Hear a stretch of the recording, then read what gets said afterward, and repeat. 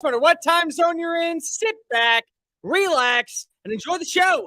Welcome on into Just Saying It right here on the Sports Map Radio Network. Cole Thompson in the driver's seat, getting you caught up on everything you might have missed, headed into a fantastic, tremendous Thursday morning action. 800-224-2004. Call on the show. Tell us what you like. Tell us what you hate. Let's be real. You love everything about this show. We know you love everything about this show, and we want to hear from you, the listener. So make sure you dial on in, 800-224-2004. At Mr. Cole Thompson, you want to give me a follow on the cesspool formerly known as Twitter, at Sports Map Radio. You can always download the Just Saying It podcast version of the show on iTunes, Spotify, YouTube, Audio Boom, really wherever else you get your podcast listening systems. And do me one more favor. Make sure that you download the Sports Map Radio app, carries in your pocket throughout your day. That way you don't miss a second of all of our great local programming. The wonderful, delightful Michael Hernandez on the other side of the glass producing fun 3 hours that always seem to fly right on by. We got a game tonight. San Francisco versus the New York Giants. Does a win for San Francisco actually show us more about who they are as an organization, or is it the flip way? If somehow New York gets the win, is this kind of the move that gets them right back on course? I have been very bullish on the Dallas Cowboys to begin the year, but do we have enough information at this point to believe that this season, unlike last season and the year before, and basically all the way back until 1995, that this is the year that things are finally coming together? We got college football. Week 4 is a must-see spectacle. You are not going to want to miss out on any of the action. What are the 5 biggest games that we are following? And what does a win for Notre Dame and a win for Ohio State do in their race to the college football playoff? Plus, it is Thursday. We got, of course, ranks on ranks on ranks. It's a fun one. I'm very excited for this one. Yesterday, I was sitting at home. I got bored. I turned on a movie, and I thought, I got to rank this. I got to find a way to put this in the right order. That way, we can end the debate on what is Adam Sandler's best film. But we begin talking about the news that broke the internet in Chicago. 800-224-2004. You know exactly what I'm talking about. Everybody knows exactly what I'm talking about. Nathan Peterman got released. Nathan Peterman, the great backup, the journeyman, the 4-interception flop that was once the starting quarterback for the Buffalo Bills that eventually led to Josh Allen taking over. The guy who won over John Gruden's heart and actually looked like he had a shot of dethroning Derek Carr at one point. He's no longer in the NFL, at least not on the team that he was signed with at the beginning of the year, backing up Justin Fields. And it kind of feels like at this point, everything that we ever say about Nathan Peterman, he becomes the butt of every joke in the league. No. I'm actually talking about the other thing. So Justin Fields has sucked to begin the year. Guy was expected to be a dark horse to win the MVP.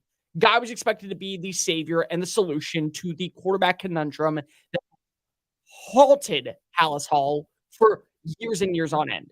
And so far, he has been one of, maybe not the biggest problem for the organization. So naturally, when you start to have a little bit of argument and people start to question your persona, you're asked about it in the media. And Justin Fields had a couple of things to say, which I thought were true. And then he said one thing that absolutely ended all the conversation, to where he had to come out and re-clarify what he meant. Let's go back and take a listen. Tell me if you can hear where he exactly messed up. Of course, things that I didn't like, I felt like, I wasn't necessarily playing my game. Felt like I was kind of robotic and, not playing like myself. So, my goal this week is just to, say F it and just go out there and, play football how I know how to play football. And that's not, that includes thinking less and just going out there and, playing off of instincts rather than just of, so much, so to say, info in my head, data in my head, and literally just going out there playing football. Could be, coaching, I think. But, at the end of the day, it makes it, they're doing their job when they're giving me, what to look at and stuff like that. But at the end of the day, I, can't be thinking about that when the game comes. I prepare myself throughout the week. And then when the game comes, it's, it's time to play free at that point. So, just thinking less and, playing more. That's when, I play my best, is I'm just out there playing free and being myself. So, I'm gonna say kind of just bump all the what I should do, what I this and that, like pocket stuff. Like I'm gonna go out there and be me. Okay, so I understand where Fields comes from. He's not playing up to his standard, and part of that could be because of the role that he has been gifted with the offense coordinator and Luke Getsy. He doesn't feel comfortable running the offense. It sounds very Carson Wentzy, where there's too much information being processed, there's too much being asked of him, and he has to simplify the game, get back to the basic roots before he can start handling the more complex stuff. That's fine. In life in general, sometimes you just go back to what you know and you reset, and it does wonders for your brain and it does wonders for your persona. But then he says something, and I think you all heard it. It's maybe coaching. It's maybe the coaching that's the problem. Dude, no. No, you don't do that. You never throw the coaches under the bus, because what that does is it creates separation between you and the rest of the locker room. Some people are going to say that the coaching staff is in over its head, and you would be justified because so far you've won 3 games as an organization since Matt Eberflus and Ryan Poles walked in the door, since you hired Luke Getsy as your offense coordinator, since Alan Williams, who no longer is a part of the team, and that's a whole story if we get enough time we'll dive into, is no longer here as the defense coordinator. But you, as the starting quarterback, have to take some of the blame. That's just a part of the job, man. When quarterbacks play up to a certain standard and they win 9 times out of 10, we give all the positivity to the man under center. And when they lose, they get all the scrutiny. It's part of the persona that you sign up for when you agree to play the most influential position in all of professional sports, including college football at this point as well. So it's important that Fields is coming out and he's defending his coaching staff, and he kind of did. He went back and said, you take my words out of context. You and the media are trying to separate us in the locker room. This is not okay. I want you to know that this is what I meant by it. Nobody is taking what you said out of context, dude. You literally said it's maybe coaching. And coaching, yes, is kind of a problem, but you also are kind of a problem. Everybody was saying the dark horse to win the MVP was Justin Fields. Fields came out at the start of the season and said, I want to be the first Bears quarterback to ever throw for 4,000 yards. Yet we've been around for 100 years, still don't have a 4,000-yard passer. Every other organization does. Why can't I? Why can't I be that guy? That's you. That's you saying it. And I'm not disagreeing that the Bears so far have been an inept offense, plagued by mediocre play calling. I mean, if you go back and you watch the Tampa Bay game, they're in their own red zone, and they're throwing the exact same play out there 3 times in a row. That's basically waving the white flag and say, let's get on out of here. We'll reset, regroup, and head into week 3 with hopefully better results. I'm not disagreeing with you on that. But the one thing that's really important about social media, and you have to love this part of it, there's always somebody who will give you a bigger and brighter picture. And that's where Brian Baldinger comes in with his Baldy takes on Twitter. And he comes and he shows how wide open downfield throughout the game, wide receivers are winning in coverage. They're finding ways to go ahead and attack the middle of the field. And Justin Fields still cannot find them because the game is moving too fast. That's on you. That's not on the coaches. If wide receivers find a way to get open and you're still pulling the same malarkey BS that you did last year, that's on you as a quarterback. That's on you being unable to process the information quickly. That's on you as the quarterback not being able to see the field at an exactly pristine level. And it's not like you're going into year 1. This is year 3 for you. You've been a starter midway through your rookie year, and now the training wheels have got to come off. So you also have to take part of that blame. And if you choose not to take part of that blame, well, then that's a clear indication to Ryan Poles and to Matt Eberflus that maybe you're not the right guy. I said this earlier in the week. I believe that Poles is going into a very tricky offseason, regardless of what happens the remainder of the year. Fields could come on hot. He could absolutely strut his stuff. He could end up being a superstar and things start to become easier. The offensive line, it gets a lot better because there's more continuity. The passing attack, there gets a lot more consistency because there's more games. The defense, it takes a step forward. The run game, it looks more positive. All of that can happen. The bottom line at this point is there's no way, in my opinion, that Justin Fields and Matt Eberflus and Luke Getsy are all back in the same room for 2023. At least one, if not two of those names are going to be shown the door at the end of the season.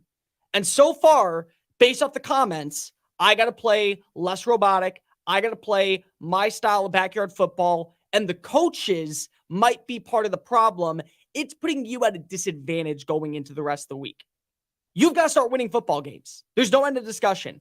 And if your style of play ends up getting you feeling better, more confident, and you get the hitch back in the wagon, good, then do that.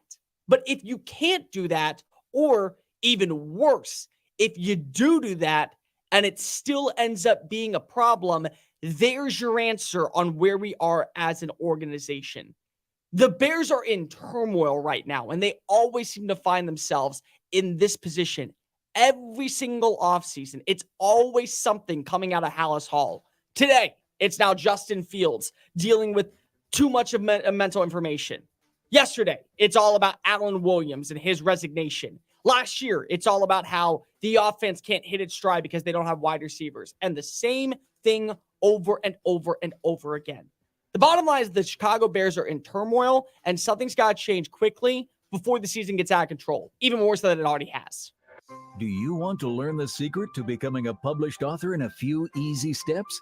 Here's all it takes with help from Dorrance Publishing. For over 100 years, we've assisted individuals like you to fulfill their dreams of becoming a published author. When you call right now, you'll be assigned your own personal consultant who will help you through the entire book publishing and design process. Then, your book goes into production. It gets promoted, distributed, and finally, made available where books are sold. If you've got a book idea, call Dorrance Publishing right now for a free consultation. We'll help get your great idea out of your head, on paper, printed, and sold.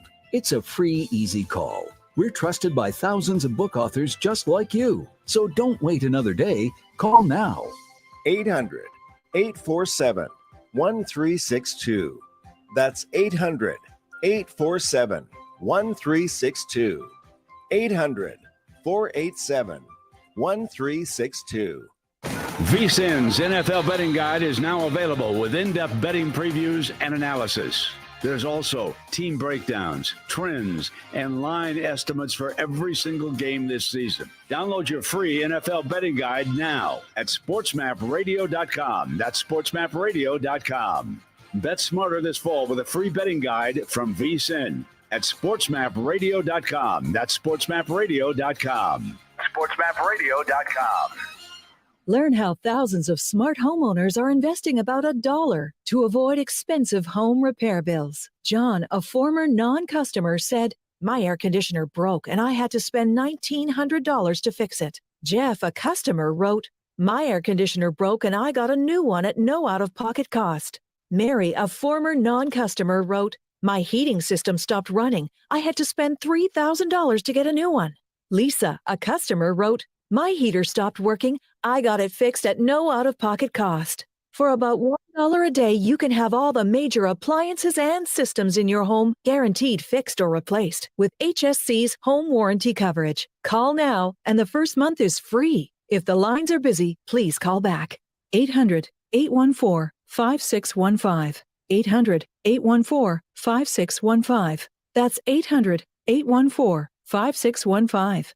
800-814-5615. Wake up, Cole! USA Today coaches preseason poll was released yesterday. Georgia's number 1, Michigan, Alabama, Ohio State, and LSU round out the top 5. Now, this is my yearly explanation as to why this matters for those of you who are new. This is all marketing. It is to get little numbers next to other little numbers so they'll sell you early games. Wake Up Call with Tony D and Ron Colbert. Weekdays from 9 a.m. to 1 p.m. Eastern.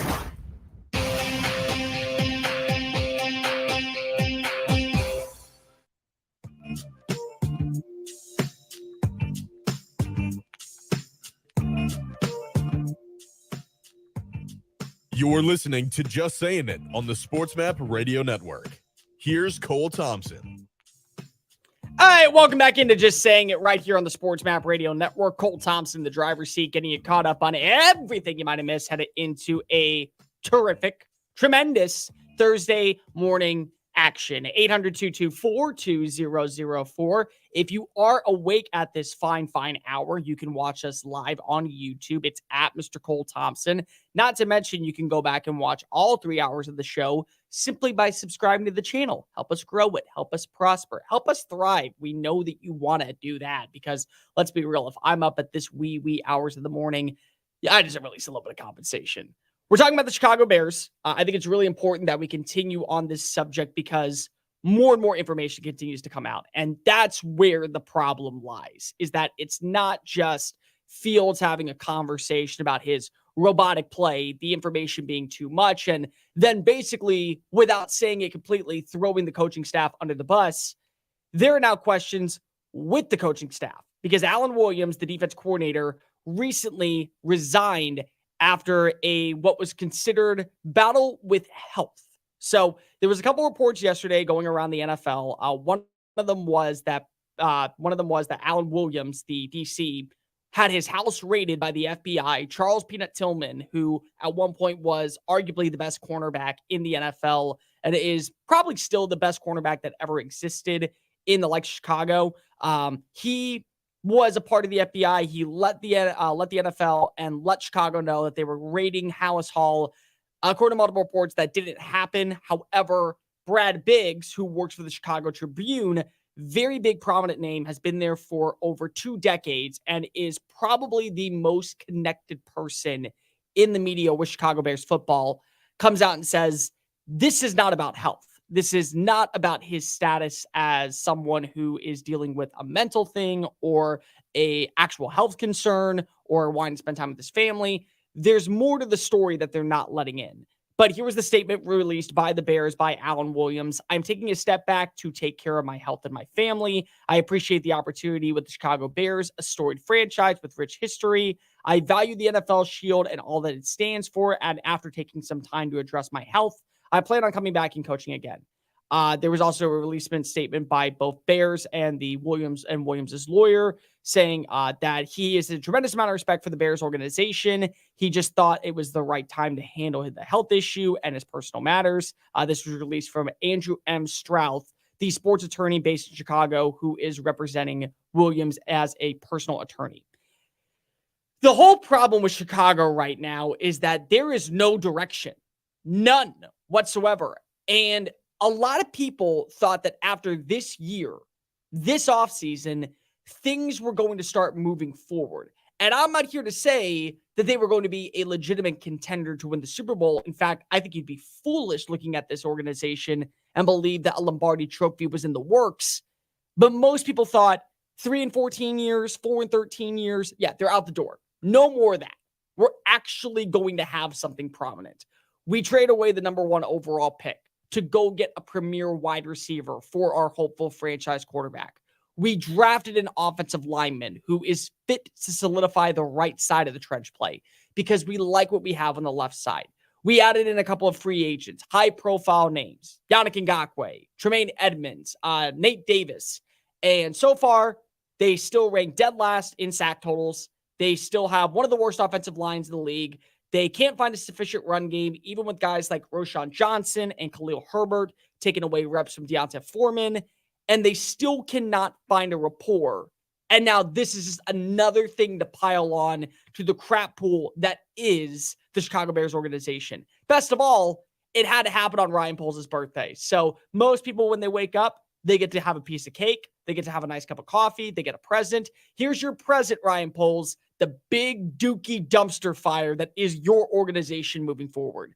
800-224-2004. Everything does not come down to the quarterback, but it does come down to the way that you view the organization. And the organization right now is in turmoil. They're not finding their free agents to hit their stride. They're certainly not getting great coaching out of Matt Eberflus, out of Luke Getsy. Alan Williams, no matter what you say, is out of a job at this point. There has got to be something that turns the corner at some point. And if it doesn't, this is just another lost year in the history of the Bears. Here's the only positive that I can find in this entire scenario. The smart thing to do was last year not draft a quarterback. And I understand why there's people out there saying, well, look at CJ Stroud with the Houston Texans, or Anthony Richardson is making highlight runs and has the howitzer of a cannon for the Indianapolis Colts. Cool. That's fine. I completely get where you're coming with that. Bryce Young, he's the most accurate quarterback in college football. Yes. But your team was not a quarterback away from solidifying itself, and you had a constant number of flaws that would have gotten CJ Stroud killed, that would have gotten Bryce Young murdered, that would have gotten Anthony Richardson hurt. You had to build around Justin Fields this year because if you wanted to see if he could be your guy. And I get that. But next year, you don't have to do that. You don't have just your first round pick. You also have Carolina's first round pick. And I am a huge proponent that at some point, Bryce Young will figure things out. He's got to get better in the passing attack deep downfield. He's got to be able to stretch the field with his vertical passing game. He's got to look better when it comes to making the best out of a situation because they don't have a lot of good receivers. In fact, right now, he probably is missing a target like DJ Moore because he's throwing to veterans like Adam Thielen, who's 34 and showing his age, and DJ Chark, who feels to be like this new type of veteran that we always see around the NBA. Oh, he'll be a difference maker. No, he won't. He'll just be a name on the roster. He's missing that guy. But because of your investing long-term in your franchise quarterback in Charlotte, that pick now belongs to Chicago. So Chicago, they're probably going to be picking somewhere between, I would say, pick number 2 and pick number 10 with their pick. And then you're going to have Carolina, who's probably picking somewhere between pick number 4 and pick number 10 with their pick. And so that belongs to Chicago. This is the year where you can actually say to yourself, it's worth taking a risk on a quarterback. You no longer have to invest in Justin Fields. You no longer have to believe that you have to build around him. You can take a scenario that way you have yourself in a better situation, work the free agency next offseason with a couple $1 million in the salary cap space, release free agents that no longer fit your system, that are going to be cost friendly, elevate your team status by maybe adding in a defensive lineman, maybe adding in a linebacker, whatever the hell you want to do. And then with your first pick, you can draft a Drake May. You can draft a Caleb Williams if he's available. You can take a risk on a Bo Nix or a Michael Penix Jr. Or if somehow, some way he does elect to come out and eventually leave Boulder, Colorado, which I don't think he will, Shedeur Sanders, if he continues to play up to this elite level. You can start doing that. But the other thing is that you don't have to take a quarterback with your first pick if, say, you really like a Jared Verse out of Florida State. That guy to be your formidable pass rusher, your Will Anderson-esque type player to be this tone setter on the defensive side. You can take a quarterback with that second pick, or you can take a wide receiver and you can move DJ Moore to that number 2 role, move off Darnell Mooney, move off of Chase Claypool. And I've already told you this before. Everyone is so focused in and pigeonholed on Marvin Harrison Jr. being an elite stud. He is. He's the best wide receiver prospect I've ever seen coming out of college. And I full-heartedly believe that this is a guy that you need to buy stock into. What I will also say is that there's a lot of good quality number 1 receivers still left. Washington has 2 guys in Rome Odunze and Jalen McMillan. If you were to take Emeka Ibuka from Ohio State and put him on any other roster in America, we'd be talking about him in the same way we talk about Odunze and McMillan. We'd be talking about him as probably wide receiver number 2 behind his teammate Marvin Harrison Jr. You got Keon Coleman at Florida State. He's found the end zone 4 times in 3 games. You got a guy such as Xavier Worthy that can vertically stretch the field at Texas. You got guys like Johnny Wilson, Dorian Singer at USC, countless others who eventually could be a part of your long-term organization and the positive moving forward. So that's all positively looking in the direction for the Bears. It's just you got to get through this season. And until you actually address the Allen Williams situation, all you're doing is you're allowing more and more and more people to speculate, good God, why the hell are you such a dumpster fire of a franchise?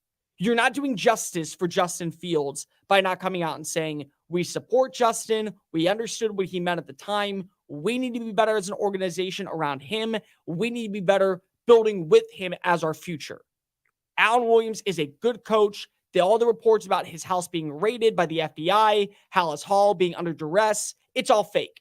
Those are things that need to be addressed by the organization today, because if it's too late to already say, well, it just happened this way. No, it's already happened. So now you have to play backing support. You have to start playing damage control. That's the game plan moving forward. And football is probably on the back burner because you already know that this season's pretty much a wash unless somehow a miracle happens and Justin Fields wakes up and becomes a franchise face overnight. But the bottom line is, as of right now, the reason why the Bears are in dumpster fire is they put themselves in it. Gas prices are high, but you can do something about it with Berryman. A car's dirty fuel system can result in hard starting, rough idling, hesitation, and reduced fuel economy. And while many products promise to clean an engine's fuel system, only one uses high-energy solvent technology. Berryman B12 Chem2 Fuel Injector Cleaner Treatment. Berryman's powerful Hest formula cleans the entire fuel system. Get every mile out of every drop. Get Berryman B12 Chem2 Fuel Injector Cleaner Treatment at your auto parts retailer and berrymanproducts.com. You're going on a trip, but where are you going to stay? How much will it cost? Well, it'll cost less by booking on besthotelrates.com.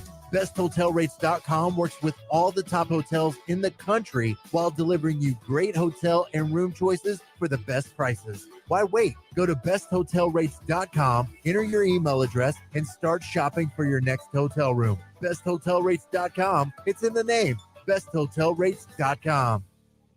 First Name Sports with Greg Frank. Victor Wembanyama says that the NBA is less physical than European basketball. You played 2 summer league games. Victor Wembanyama is kind of calling everybody in the NBA soft. There was already going to be a target on this guy's back. Now I'm sure the first time the Spurs play the Warriors, Draymond's going to remind him, you're in the NBA, brother, and we're not all pansies. First Name Sports, weekday afternoons from 2 to 4 Eastern. Wake up, Cole! Marty Lyons joins us, Jets Radio Network, also played for the Jets on the infamous New York Sack Exchange. As somebody who played at a time where artificial turf is different than artificial turf today, that was rougher, is that a legitimate complaint? Tony, I think everybody's going to complain when you have an injury. And just look at the Jets field at MetLife. If it was natural grass, the night before, you had the Giants playing the Cowboys in a torrential downpour. So the field would have been flooded. You had rain prior to the Jets game against Buffalo. The field would have been a total mess. I don't think the field had anything to do with Aaron blowing out his Achilles. When you get a little bit older, your muscles don't stretch as much as they do. People forget that Aaron had a calf injury during training camp, but I think people are going to blame the turf, but I don't think the turf in this situation had anything to do with it. Wake up call with Tony V and Ron Colbert. Weekdays from 9 a.m. to 1 p.m. Eastern. College football is in full swing, and the American Heart Association's Paul Bear Bryant Awards campaign has begun. The campaign honors the legendary Alabama football coach who died of a heart attack just 28 days after his final victory in the Liberty Bowl. What better way for Coach Bryant's legacy to live on than by recognizing other remarkable college football coaches? Go to BryantAwards.org, then click on Fan Vote, then cast your vote for your favorite college football coach. Who are you rooting for? That's BryantAwards.org. Wake up, Cole! By the way, the Patriot throwback uniforms looked great. Yes, they did. I love them. I really love them. You know what? I am ashamed to admit this. It didn't dawn on me that was the throwback logo. That is a rather bold statement. It is. Because the Patriots have been on TV nationally for 20 years. Wow, that is amazing. Isn't just it? a couple of years removed from the Brady era, you forgot what their logo looks like. That's crazy. Maybe it was like seeing an old friend and you just didn't think twice about it. It just seemed natural. Let me just point the reference. Ron from Southern Cal. Yes. And always reminds you that he's from Southern Cal. I don't watch Monday Night Football at night. I watch it at dinner. I roll out of bed and get my football. Is claiming that the old Patriots logo that has not been used on a consistent basis for 30 years is an old friend. That's awesome. Wake up call with Tony V and Ron Colbert. Weekdays from 9 a.m. to 1 p.m. Eastern.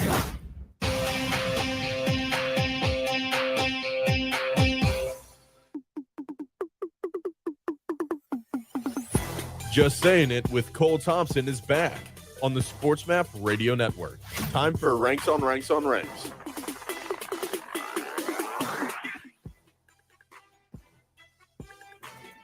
I usually try to make ranks on ranks on ranks, anything other than football, baseball, any other conversation in the likes of the professional sports because it's a fun segment for me. And yesterday I got home from Texas training camp. I was doing a bunch of stuff. I was editing videos to go on YouTube. And somehow in the background, an Adam Sandler movie came on. In fact, it was one of my favorite Adam Sandler movies, Big Daddy. So sat down, could not get my mind off of anything, basically closed the laptop, unwound a little bit, and watch Big Daddy. Favorite movie, one of my favorite movies of all time. But I sat back and I was sitting to myself and going, what is Adam Sandler's greatest movie? That's exactly what we're going to find out today. So these are my ranks on ranks on ranks, Adam Sandler movies that we've seen in the last 25 years. Honorable mentions, Anger Management. Great rapport with the likes of Jack Nicholson. You basically get old school Sandler going up against the cool, calm, collective Jack. He's absolutely hysterical. The two of them have great chemistry together. You can't help but get your funny bone tickled. And naturally, at the end of the day, it's a great story about people who have to deal with legitimate problems. Next up, Punch Drunk Love. Love the movie, but it is, in my opinion, overrated. There are better films out there that you've seen underneath the Sandler kind of dramatic style that I think give him a bit more range. Why we actually think that he is one of the more versatile generational actors we've seen in the last 3 decades. Hotel Transylvania. This is a fun one. This is what Grown Up should have been. A more slapstick comedy that doesn't take itself too seriously, but you don't go with the full yibbity-doo kind of stuff. You go more so into the background and the genre of monsters and villains and what happens when Andy Samberg shows up at a hotel that features Dracula, the werewolf, the mummy, the Invisible Man, all that good stuff. Next up, I give it to You Don't Mess with the Zohan. Zohan's a funny movie. They do a great job of talking about issues that actually happen across the world, but we all have small town goals and big town dreams. For Zohan, it's not to be a mercenary, it's to be a hairstylist in New York City. Follow the Paul Mitchell technique. And last, but certainly not least, in my opinion, I got to give it out to the likes of Reign Over Me. This is one of his better dramatic roles that I've seen. Talks about him coping with the death of his family in 9/11. Don Cheadle is honestly at his finest in this movie. I go back and watch it every few years. Gives me a funny tickle bone, but it also has some very serious moments that allow you to understand the range and facility that is Adam Sandler. Number 10, That's My Boy. This one is a terrible movie. It is god-awful. I don't know anybody out there that says this is an elite movie by any standard. But if you did grow up with Adam Sandler in the 90s and in the early 2000s, you understood that slapstick, bullish humor. So what would happen if Adam Sandler, as Billy Madison, got his teacher pregnant at 14? That's what this movie is all about. You see the big time fun style of Andy Samberg, the warped heads on his back. Plus, you add in Vanilla Ice, you add in Rex Ryan and Dan Patrick. You know, you're getting a fun movie out of it. Number 9, Big Daddy. I know I said it's one of my favorite movies, but there are better roles suited for Adam Sandler at this point. But take Adam Sandler as what you know him as, a giant kid that made people laugh on SNL. Shut up! And actually pair him with a kid. So now you get Big Daddy, which is a fun comedy where he finds out how to grow up and be a father figure to a little kid, of course, played by the favorite Zach and Cody. It was actually just Cody in this movie. Jon Stewart, Leslie Mann, great cast, great outlook, and a great message about even though you have to grow up, you don't have to go ahead and change your entire life. Still be a kid at heart because kids love that. Number 8, The Longest Yard. If you weren't a fan of Chris Berman before the show, guess what you were afterwards? Because you were bumbling, stumbling, whoop, whoop, whoop, watching the Mean Machine take on the guards. Absolutely phenomenal film. It's a remake of the 1974 classic that stars Burt Reynolds. Guess what? Reynolds makes a cameo appearance. You get Nate Davis back in the saddle. Not to mention, you have the funny characters of Brucey. You get Fat Tony. You get, of course, Cheeseburger Eddie. Michael Irvin is phenomenal. Nelly shows you that he's more versatile than just a fun rapper. I want to take my clothes off. No, instead, he's taking the way of ankles and biting the way into an end zone. He's phenomenal. One of the best sports movies I've seen in the last 25 years. And Adam Sandler makes this absolutely phenomenal. But he did shave those points, so I got to shave off a little bit of the ranking for him. Number 7, 50 First Dates. This man has more patience than you and I combined. Not because he has to deal with making a woman and Drew Barrymore fall in love with him every single day, but he also has to deal with the likes of Rudy and his former father-in-law, who is an absolute terrible person, and he has to go ahead and deal with Rob Schneider being Ula, which is another just great character that's in the movie. Love the film. It's a great rom-com, and he's got great chemistry in the movie. Like, everyone talks about, oh, well, he's in Just Go With It and The Murder Mystery with Jennifer Aniston. Drew Barrymore walked so Jennifer Aniston can run with her chemistry with Adam Sandler. This is a go-to classic. Everybody loves 50 First Dates. If you're not a fan, get on over it. But the only reason why 50 First Dates happen is because of number 6, The Wedding Singer. It's the ideal rom-com for everyone to enjoy. You've had your heart broken. You know what it's like to be a drunk loser. You know what it's like to see the girl that you're pining over fall in love with somebody else while you're chasing your dreams. And they come together to give you a great film that talks about love, talks about passion, talks about goals and aspirations. And at the end of the day, who does not love that song? I just really want to grow old with you. I would listen to that if it was actually still playing on the radio. Number 5, Uncut Gems. Imagine taking a Xanax and Adderall at the same time for a whirlwind trip that basically keeps you on the edge of your seat, wondering how is this man going to mess it up this time. That is Uncut Gems. It is completely out of the realm of Adam Sandler in a role you've never seen him before. He goes and gets involved with Kevin Garnett. He has the mafia after him. He's dealing with the likes of Julia Fox before she went crazy and dated Kanye West.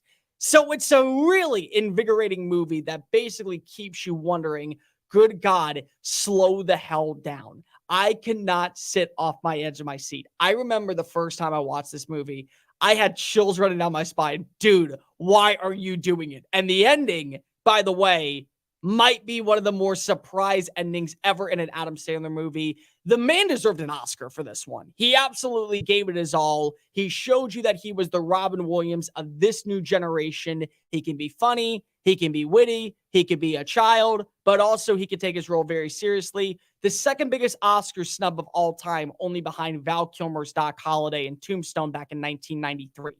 Number 4, Billy Madison. Let me tell you why this movie rocks. It's basically the epitome of what Adam Sandler was when he was on Saturday Night Live. Giant kid who had to learn how to deal with real life problems. And imagine you as a young adolescent growing up in 2nd or 3rd grade. And then you see a 30-year-old walk in the building who does not know proper English, talks about getting drunk with the penguin, sits around because his daddy makes $1 billion and he owns a hotel. And then he comes out, he finds how to become a man in the process. And if you don't like this movie, what you just said was the most illiterate thing ever possible. Everyone in this room is now dumber because of it. I award you no points, and may God have mercy on your soul. Number 3, another cult classic, Click. Click is the combination of what makes Adam Sandler great.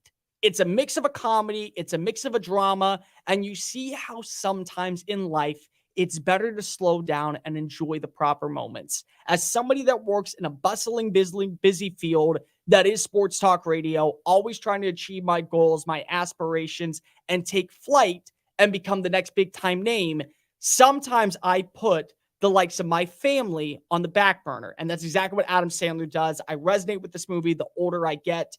Sandler's funny. He's got a great cast behind him with Kate Beckinsale, with David Hasselhoff, with really everybody out there. You cannot help but love this movie. Plus, of course, you get the Christopher Walken. You don't need more cowbell, but you do need to go ahead and grab yourself a tissue. Number 2, The Waterboy. Who does not love Mama? Before there was the likes of The Longest Yard, this was Bobby Boucher at its finest. A man who was dealing with the likes of people bullying him, and he eventually takes out his frustration by being the middle linebacker of the South Louisiana East Mud Dogs. Mama does not like football. Vicky Valancourt is supporting him along the way. Of course, you have Coach played by Henry Winkler. Farmer Fran does not make any sense in the movie, and it's the last game of the year. You can't hold anything back. We know. Okay, Brent Musburger, we know. Captain Insano also shows no mercy.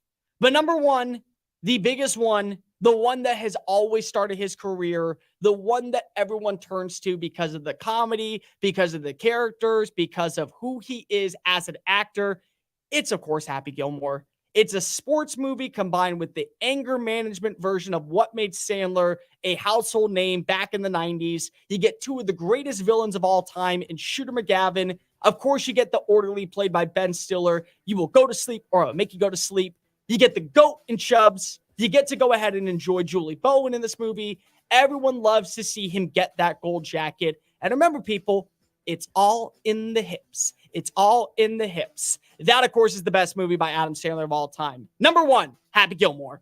Paid non-attorney spokesperson. Are you over the age of 60 and been diagnosed with lung cancer? If so, you and your family may qualify for a cash award. Our experienced attorneys are standing by to evaluate whether you have a lung cancer claim that qualifies you for a cash award. The consultation is absolutely free, and there is no risk and no money out of pocket. We only receive a fee when we secure you and your family a settlement. 250,000 people are diagnosed with lung cancer every year. You're not alone in this battle. We can help make sure that you and your family are financially safe and that medical expenses are covered. Again, if you've been diagnosed with lung cancer and are over age 60, call now. Don't delay. There are deadlines for filing claims. We're standing by 24/7. Call us at 1-877-614-0102. 1-877-614-0102. That's 1-877-614-0102. Attorney advertising. William Stephacker Jr. is the attorney responsible for this ad. Main office, Scranton, Pennsylvania. May not be available in all states.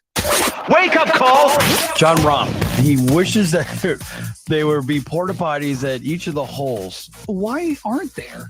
Let's just have a frank conversation about this. When you really have to go to the bathroom and there's no bathroom and the body goes, we're going without you.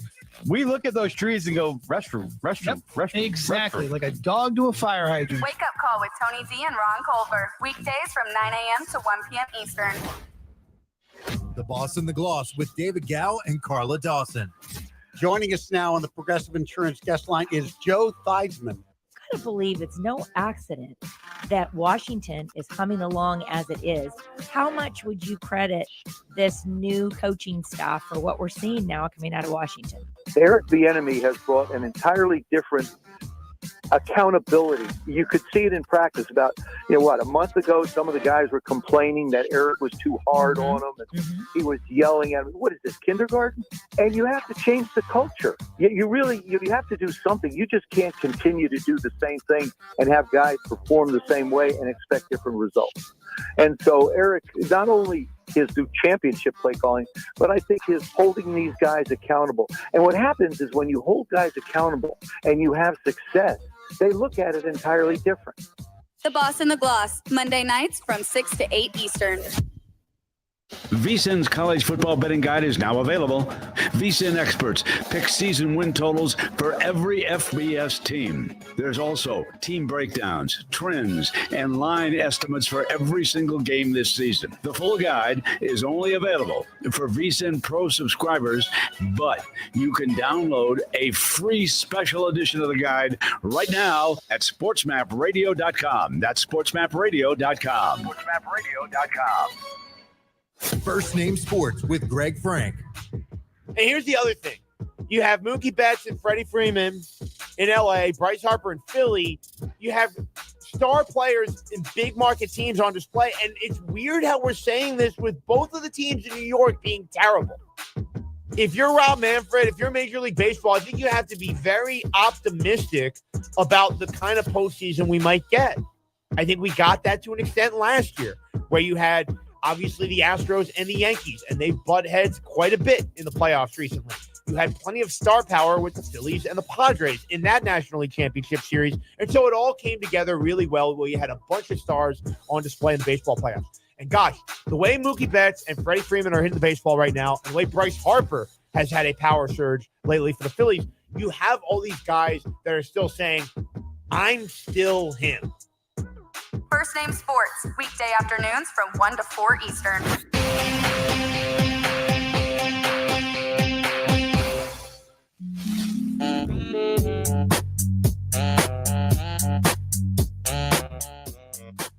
You're listening to Just Saying It on the SportsMap Radio Network. Here's Cole Thompson.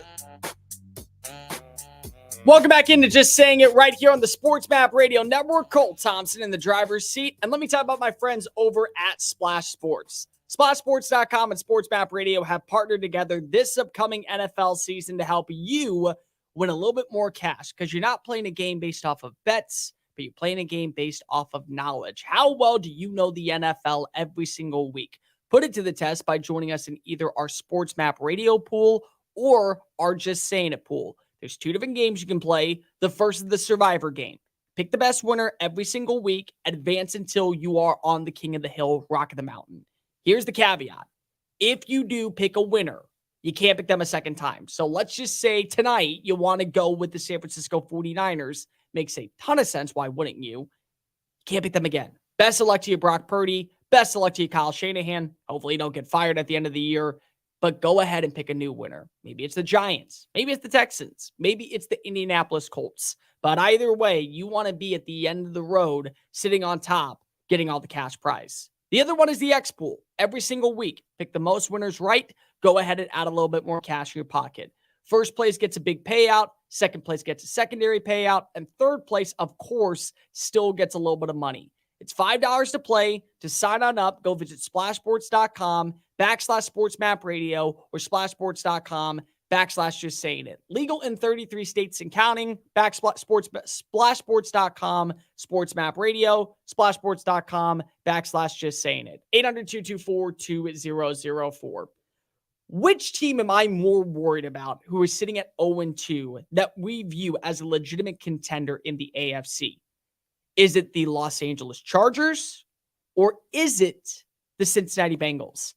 This is actually a very intriguing conversation, not because of these two teams I don't think can turn it around.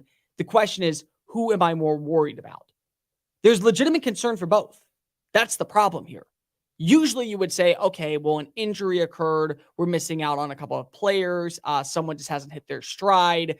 That's one thing. But then you can also say, maybe this is the best that we got. Defensively, with the Chargers, things have gone south and they're not getting any better. You have the 3rd highest payroll in the NFL of defensive talent. Derwin James, check. J.C. Jackson, check. Khalil Mack, check. Eric Kendricks, check. You throw in a Joey Bosa, check. You got talent galore. You rank dead last in yards allowed per game. You're allowing teams to average 438.5 yards against you. You also are allowing 31.5 points per game.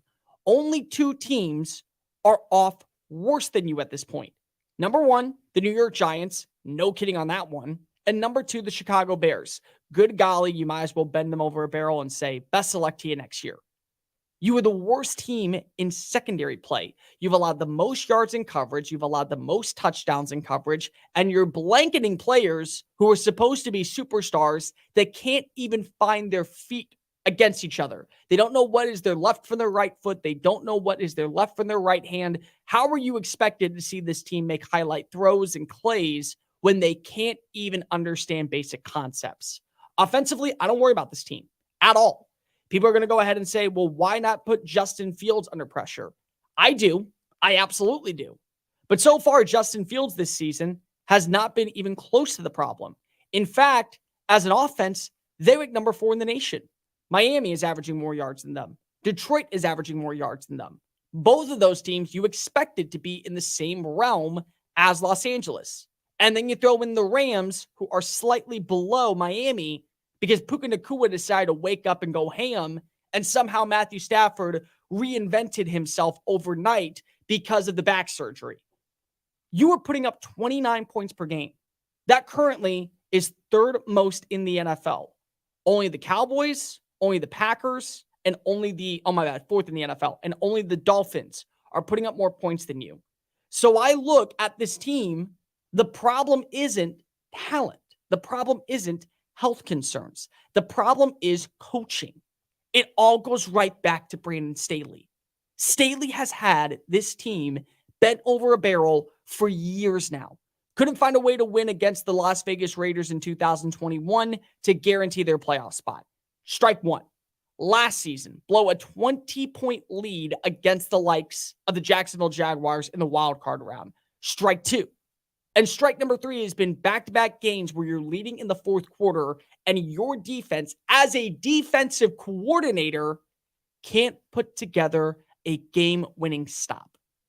The second that Brandon Staley is fired from this team, and I believe if they were to lose this weekend to the Minnesota Vikings, which, by the way, spoiler alert, I have that happening, I think that Staley can only get by one more time. He is literally on the last bit of life support, and the lights are flickering on and off, and he's seeing the light of football Jesus. Come welcome back, my son. It's time to leave LA.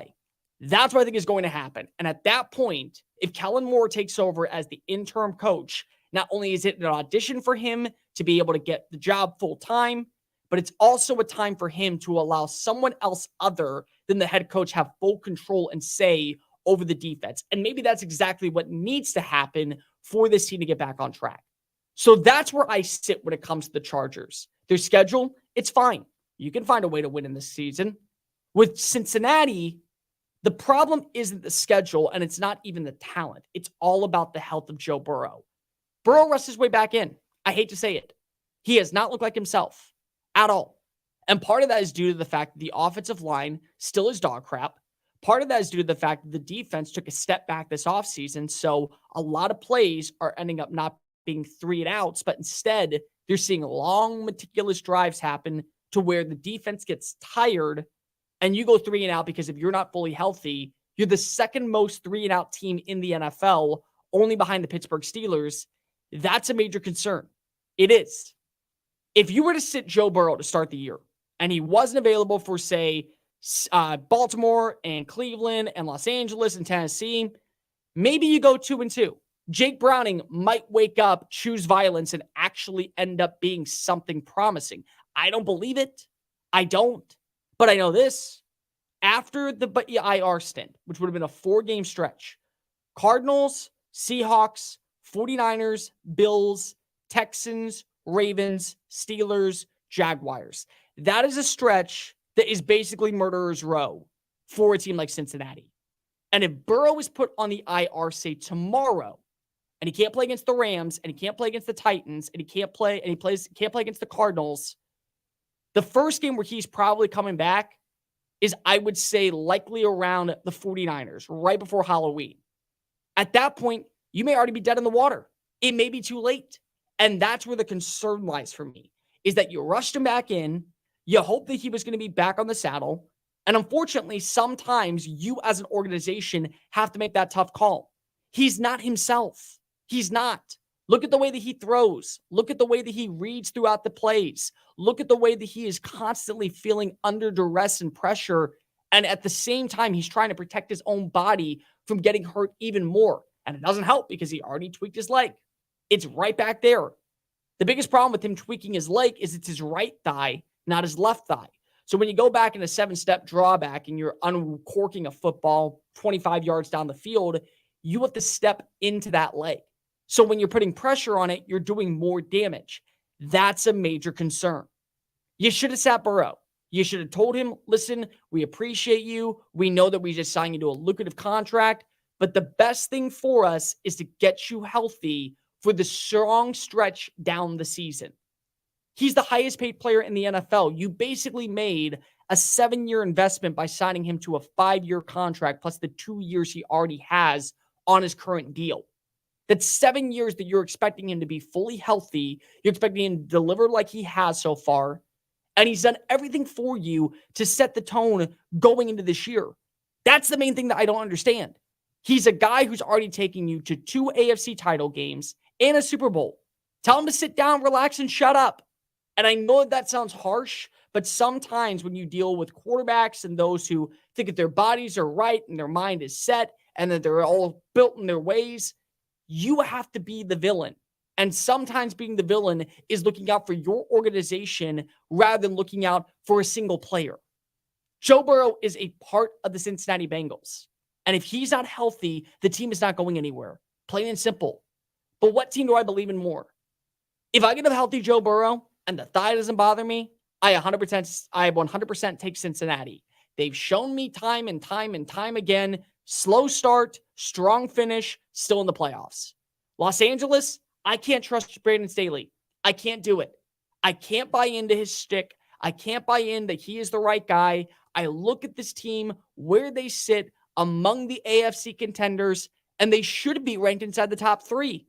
I don't know if they're ranked inside the top 5, top 7, because of who was the man calling the shots. So until I see Burrow placed on the IR, I still lean Cincinnati. Until I see Brandon Staley fired, I still lean Cincinnati. But if Staley's shown the door, give me the Chargers to go ahead and rebound quickly. Nobody wants to get ripped off, broken into, or robbed, but nobody wants to pay a lot of money to have their home protected either. I've got an offer to tell you about to provide home security for your home for less than $1 a day. For real, with no installation or equipment charges. And this is from a company rated #1 by a leading consumer research company. According to the facts, most of you won't even call unless there's a burglary in your neighborhood or something bad happens. So let's give you a reason. Save money. For less than $1 a day with no other costs, you can get your home secured. Plus, get a lifetime equipment replacement warranty. You need protection for your home. Call the Home Security Hotline right now. 800-402-7117. 800-402-7117. 800-402-7117. Call right now. That's 800-402-7117. The diehards. And then all of a sudden, a sweeper pitch comes in. She goes, "What's a sweeper?" And I looked at her and I went, "I don't know. Hey Siri, what's a sweeper pitch?" What is going on? Like I felt like I was lost, and I'm like, I cover sports. I know this. Again, I'm a knucklehead fan on the radio, but I'm like, what is this? And then I'm seeing slurve, and I'm going, what? Like, am I gone? The Diehards, weeknights from 8 to 10 Eastern on the Sports Map Radio Network. The diehards. I'm a monkey running around. It's tough. They can't control me. You know what I mean? I'm an idiot. I'm an idiot as it is, so it's hard enough to control anyway. When I'm waiting to come on as a guest, I can hear you. You can hear everything. We're doing everything. We're talking this. We're talking that. We're putting bets in. We're doing shots. No, we're not doing shots. We do shots after the show. But no, it's hard. It's being a producer in radio is really hard, and I'm being very serious. I've been doing this a long time. I've had some brilliant producers. I've had some tough ones that it's hard. It's a hard job. And managing idiots like me that sometimes it's out of your control. And it sucks too because they don't get paid that much. they need to be paid more. I wish we should start like a producer GoFundMe for producers. But some of them are really good dropping sound effects. The Diehards, weeknights from 8 to 10 Eastern on the Sports Map Radio Network. First Name Sports with Greg Frank. It is the last day that Daniel Snyder owns the Washington Commanders. One of the worst owners in professional sports, with the amount of crazy things that have happened in that organization off the field and the lackluster product on the field. It all comes from the same toxic root of this guy's ownership. So congratulations, Washington Commander fans. It's only up from here. First Name Sports, weekday afternoons from 2 to 4 Eastern. Just saying it with Cole Thompson. Deshaun Watson is washed. And after paying $230 million for a quarterback to be your savior, the piece that would take you over the edge, the guy who was supposed to be the right purpose and the clear-cut indication that your persona is trending in the right direction, once again, he becomes the problem. And right now, you are trusting him to be your guy. You have the opportunity to be one of the best teams in the NFL, when so far this season and last season, he has been the problem. This is the guy that you're paying an exuberant amount of cash to be the reason and sole proprietor that a Lombardi trophy is within reach. Now, it's not. It's even further back than before you had Baker Mayfield. Just saying it. Weekdays from 3 a.m. to 7 a.m.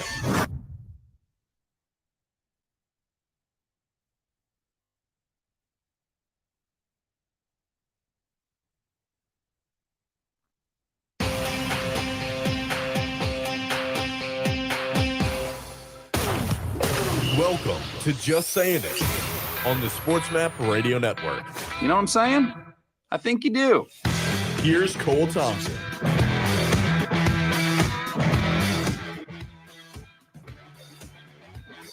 Sports never seems to sleep. Neither do you, and neither do I. So why don't we go ahead and enjoy our sleepless nights together? Welcome on into Just Saying It right here on the Sports Map Radio Network. Cole Thompson in the driver's seat, getting you caught up on everything you might have missed. Headed into a terrific Thursday morning action. 800-224-2004. At Mr. Cole Thompson, you want to give me a follow on Twitter, at Sports Map Radio. Download the Just Saying It podcast version of the show on iTunes, Spotify, YouTube, Audio Boom, wherever else you get your podcast listening systems. Subscribe to the channel on YouTube. It's at Mr. Cole Thompson. You want to watch us live. We do the show every single morning, so you can catch all 3 hours and watch how I react to things live on air if you feel like it. And make sure that you also download the Sports Map Radio app, carry us in your pocket throughout your day. That way you don't miss a second of all of our great local programming. The wonderful, delightful Michael Hernandez on the other side of the glass producing. Fun hour planned ahead. College football week 4 has some of the most compelling matchups that you are going to see. But what does a win mean for Notre Dame in their race to the college football playoff?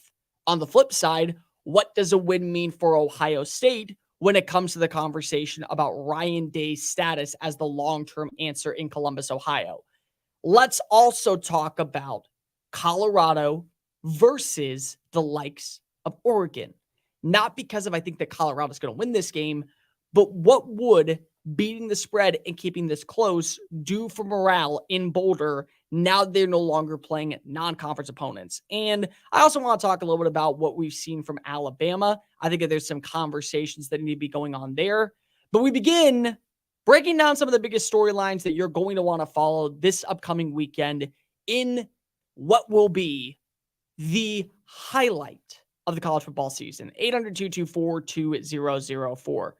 Let's just look at the top 25 matchups going into this week, because there are games on end that absolutely are going to be must-see television. So much so that you better have an iPad, 2 televisions, likely your phone, all subscribe to every single channel so you don't miss a second of the action. Kicks off Saturday morning at noon with Florida State traveling to Clemson to take on the Tigers. Much better Clemson team than it was against Duke. What version are we getting of Florida State after last week's trap game against Boston College? We move on to the afternoon slate where Colorado travels to Eugene, Oregon for their first real test. This is also a test to see where Oregon ranks among contenders in the Pac-12. At the same time on Fox, you can watch potentially Utah take on UCLA.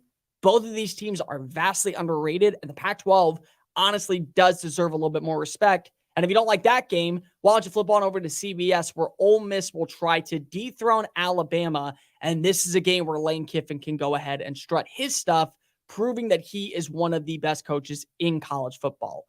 Later on in the evening, you got, of course, Miami taking on Temple, Tennessee taking on UTSA. LSU's got a trap game against Arkansas at 6 p.m. on ESPN.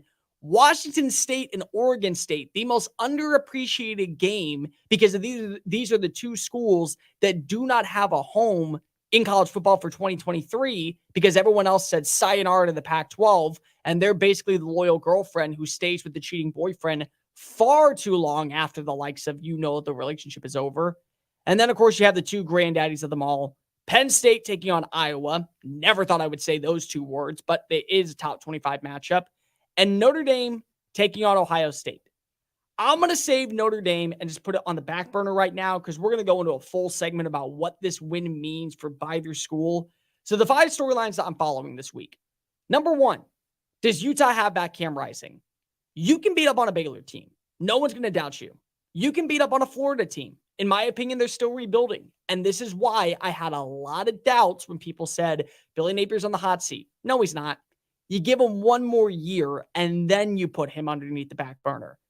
But I don't think you can go toe-to-toe with a UCLA team that does feature exceptional talent led by a rookie quarterback in Dante Moore, a great play caller, and a great schemer in Chip Kelly without your superstar quarterback. This is a game that you have to be paying attention to, because once again, we're underwhelming Utah. We're not putting them in the same conversation as USC, as Oregon, as Washington, Colorado, even for that standard. And Kyle Whittingham has been the most underappreciated coach in college football. I stand by that statement. I will always stand by that statement. The man has done more with less in Salt Lake City for the last almost 2 decades, and he still does not get the respect he deserves in the likes of the power rankings of coaches. But you do need Cam Rising. This is the quarterback that led you to back-to-back Pac-12 titles and to 2 prominent New Year's Six bowl games. You're not going to be able to win much with 2 backup quarterbacks, whether it be Nate Johnson or Bryson Barnes, because if you have guys like Carson Steele and John Michael Sturris and Dante Moore on the opposing side that are going to give you fits defensively, so you got to be able to meet them half and half with the offense. If you get back Cam Rising, this is going to be a game that goes down to the wire, and it's going to be one of those matchups where, okay, now we know where the power rankings are in the Pac-12 middle tier. Next up, Colorado. Colorado does not need to win this game. Colorado does not need to even come close to even trying to stay active with Oregon. Oregon is the favorite for a reason. But once again, Vegas seems to be overanalyzing everything possible, and I feel like that they want to lose money because if you look at the betting line when it initially came out, Oregon was a 22.5 point favorite. Now the line has moved down to 21.5 points, and I'll be really interested to see where the line is right before kickoff because you can trust what you have right now in Oregon because you have a Heisman Trophy contender and Bo Nix at quarterback. You have a potent run game led by Bucky Irving. The defense has looked really strong underneath Dan Lanning in year 2, but they haven't truly been tested yet. Colorado has. Colorado's gone toe-to-toe with Nebraska, who is not a good team, but they do have the right coach, in my opinion, with Matt Rule. TCU, which was always going to take a step back because of what they lost via the NFL draft, but they still, in my opinion, could finish 8-4, 9-3, maybe even find their way to Arlington if they take on Texas or whoever else will be that team that represents the Big 12 this year. They're still a decent team, in my opinion. And then you go ahead and you play Colorado State. And that's, of course, a matchup where the drama and the persona and the ambiance and the entertainment level reached an all-time high. But in the same token, even though you didn't beat that 22.5 point spread and make it quote-unquote personal, Shedeur Sanders balled out. You also had a really good performance from other receivers, not named Travis Hunter, but there are flaws in the defense. Can you put together a compelling game plan that allows you to at least keep this thing close? And there's an opportunity where Shedeur Sanders actually throws for more yards, more touchdowns. He has a higher completion percentage than Bo Nix, but they end up losing this game. If you show that you can keep things competitive, at least Vegas and voters are going to have to take you seriously. Because even though you won't come away with the victory, you're playing against a team that many people are considering a dark horse to make the college football playoff. So how do you look against better competition? Are you an organization and a roster that can beat up on the little guys, or can you hold your own in a conference that features superstar talent? Next up, trap game. This to me is a big trap game for Texas. Texas, we know, they play up to the standard in big-time games. You go to Alabama, no problem whatsoever. You will easily match up well with the Crimson Tide. You did it last year. If Quinn Ewers doesn't get hurt, you probably are 2-0 over Nick Saban if you're Steve Sarkisian. But then you play against a Wyoming team, and I'm tired of hearing this. I'm tired of hearing about how Wyoming is this pesky little bunch that beat up on Texas Tech. It doesn't matter. You are a team rich of 5-star talent. They have maybe 1 4-star on the roster, and it's 10-10 going into the fourth quarter. That's a reason for concern. And Baylor has not looked good this year, but Baylor at McLean Stadium has owned you. Since 2009, the Longhorns are 3-4, and they've been outscored by the Bears in matchups. So how do you play up to the standard of a legitimate number 3 team in the country and a finalist for the college football playoff? If you can't do that, there's no reason to believe in you. You're not BACK. So far, it's NOPE. Prove to me and prove to the country that you have a culture, you have an identity, and you have a roster that can go toe-to-toe with everybody, including the teams that aren't even in the same stratosphere as you. Next up, Florida State versus Clemson. Clemson, to me, is still the team to beat in the ACC, and I get it. They've had a sluggish year, and they looked abysmal offensively, and the NIL perspective when it comes to Dabo Swinney is a big deal. But until someone tells me that eventually they're going to fall off a cliff and be dead in the water, I still have to give them the respect that they've earned. Florida State has not beaten Clemson since 2014. This has been a long time coming. And so far, Florida State might be the most complete roster in college football. Excellent run game, phenomenal quarterback, great receivers, stout defense led by Jared Verse and Fentrell Cypress. They have studs, they have depth, they have talent galore, and they have the right coach in Mike Norvell. But how do you make sure that you put it all together playing in a hostile environment that is on the road? Because if you can do that, then we can finally start to take you more seriously, and the pathway to the likes of the college football playoff and to Charlotte becomes a lot clearer. You can kind of take a sigh, a big exhale in Tallahassee. You are legit. And lastly, how does Alabama combat the offense that is Lane Kiffin? Lane Kiffin and Pete Golding have one ace in the hole that most teams don't. They were a part of championship rosters in Tuscaloosa. What worked for Steve Sarkisian was he knew what Nick Saban was thinking and what he was dialing up offensively because if he was on the roster. He knows Nick Saban like the back of his hand. And this is a stout, formidable, high-tempo passing attack led by Jackson Dart, and they know how to run the football with Quinshon Judkins that is going to put you at a disadvantage if you don't have great offensive consistency. So your defense at Alabama has to be elite of elite. Because if you fall behind, you are not only going to lose this game, you're going to get blown out and be 2-2 in September for the first time in over 2 decades. In times of economic uncertainty and chaos, your money means nothing. You may not even be able to get it from your bank or ATM. And the money you do have in the stock market will go down and down.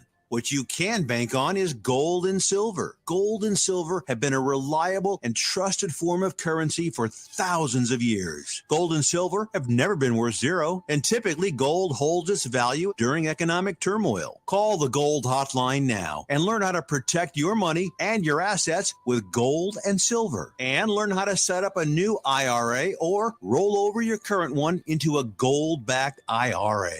Protect your money from the next market crash with gold and silver. Call now for your free gold guide. 800-281-4224. 800-281-4224. 800-281-4224. That's 800-281-4224. Wake up, Cole! Hefty Lefty on Twitter. Easton Stick is the most perfectly named hockey player that angered sports gods by picking football. That's a great point. That's true. Easton Stick. That's a hockey player who chose to play football. Who is Easton Stick that he's a calf injury away from being the starter of the Chargers? That would be like if a kid named Rawling Glove decided to pick up a basketball. Right, exactly. Wake up call with Tony Z and Ron Culver. Weekdays from 9 a.m. to 1 p.m. Eastern.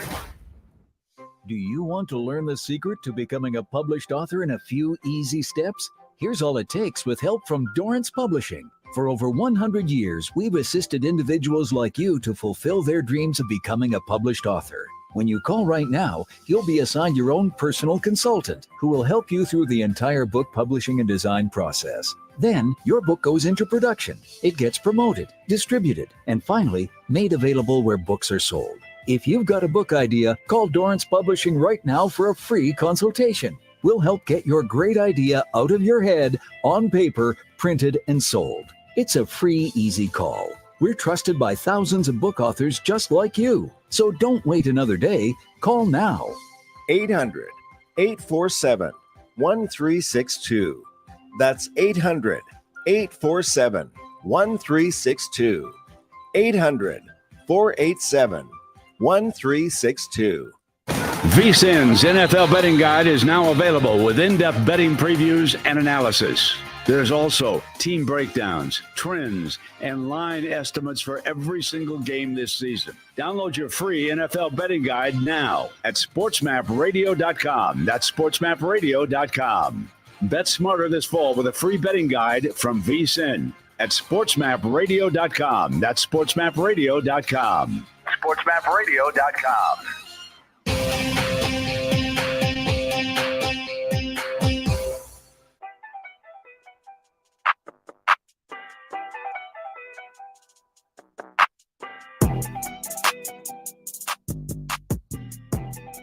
You're listening to Just Saying It on the SportsMap Radio Network.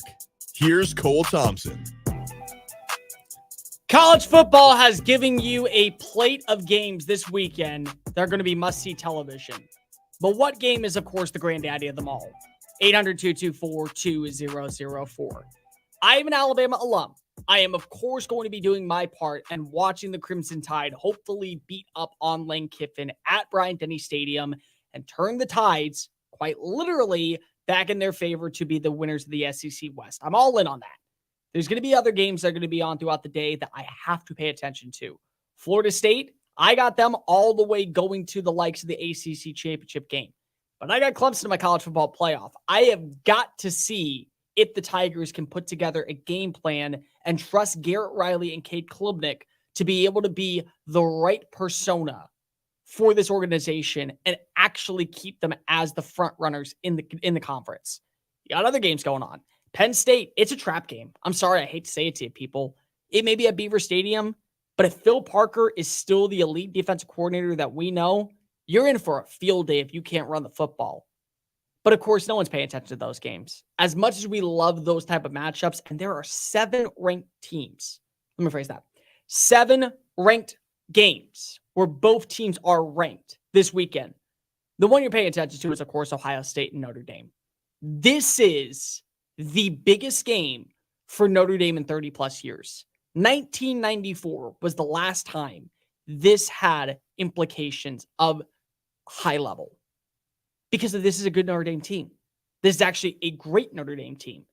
People can go ahead and say, well, they've had an easy start to the year. Okay. How has that stopped Sam Hartman from leading college football in passing touchdowns? How has that stopped this offense led by a brand new coordinator finish top 10 in scoring and top 10 in total yards?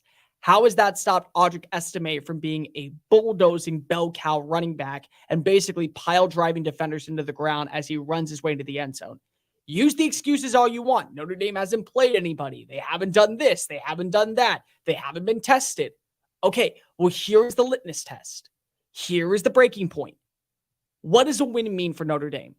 I want to go back to 2012 because this was the last time Notre Dame, I think, actually believed a national championship was in its reach. They went undefeated.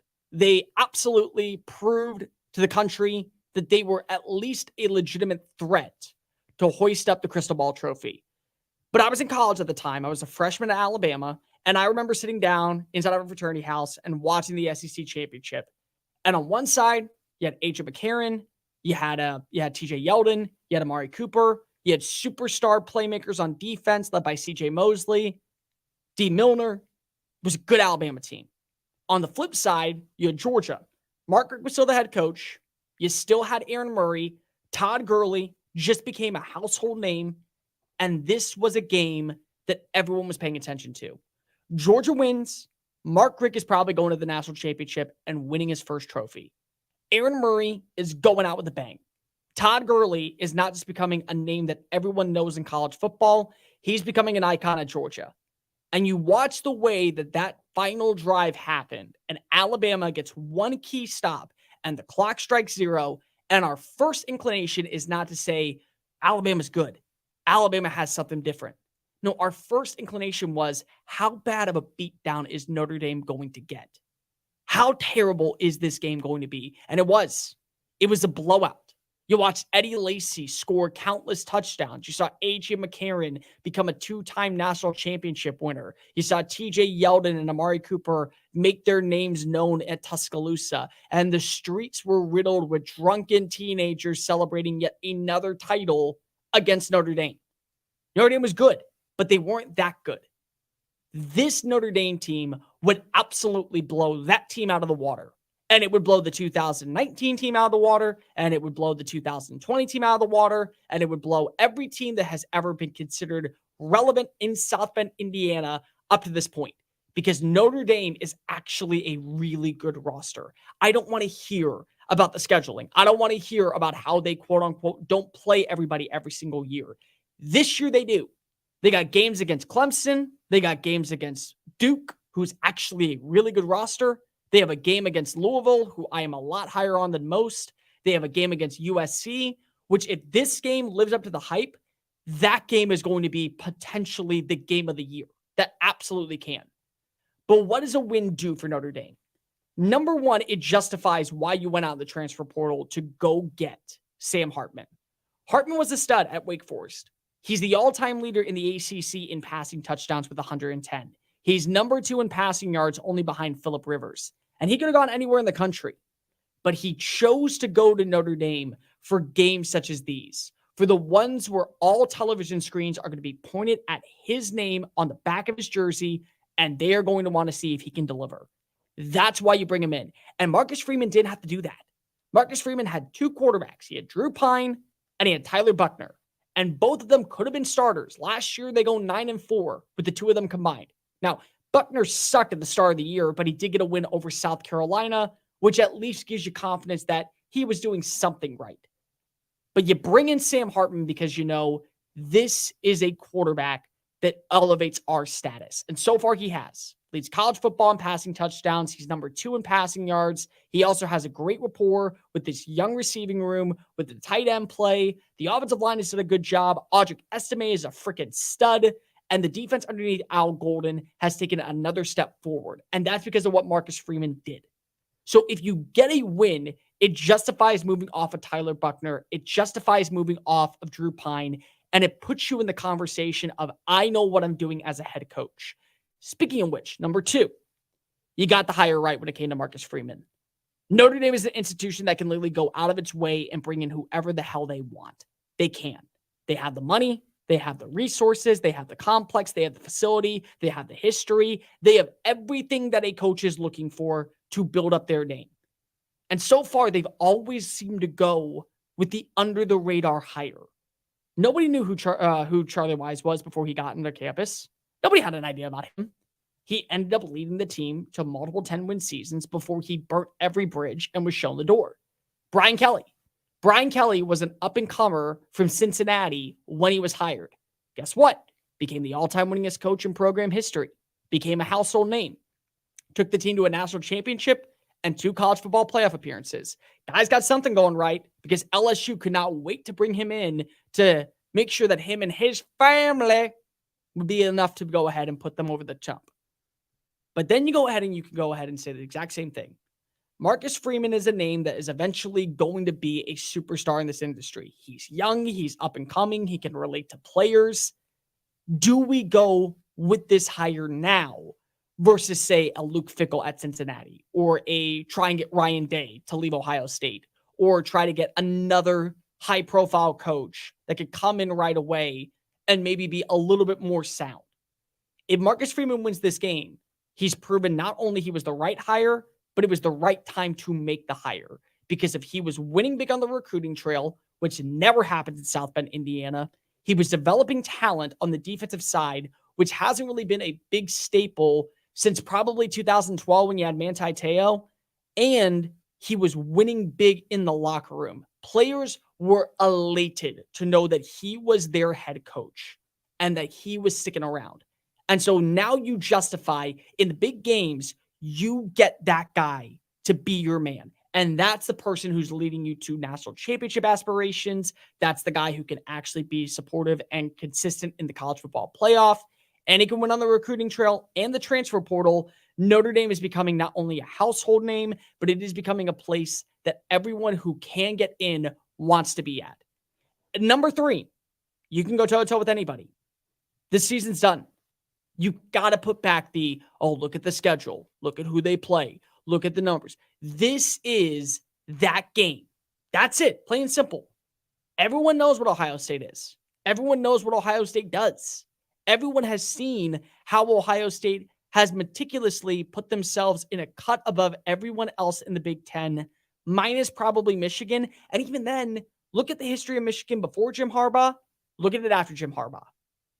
Ohio State was doing all that well before Michigan was back in the saddle. They were the only great team in the Big Ten for a few years. It was them, insert random ass number 2 team here. They do that, they can go toe-to-toe with Ohio State. I mean, they can go toe-to-toe with USC. They could easily beat up on Clemson.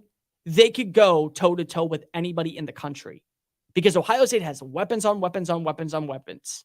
They have a defense. that has no business of being as bad as they've looked so far. They have first-round talent on the offensive line. They have first-round talent in the passing game. They have first-round talent in the secondary. They develop future NFL studs. And if you bring it into your backyard and shut them down, you are legitimately a threat. You are different than every other team that has ever walked through South Bend, Indiana in the last 30 plus years. And you prove that you can win on the road.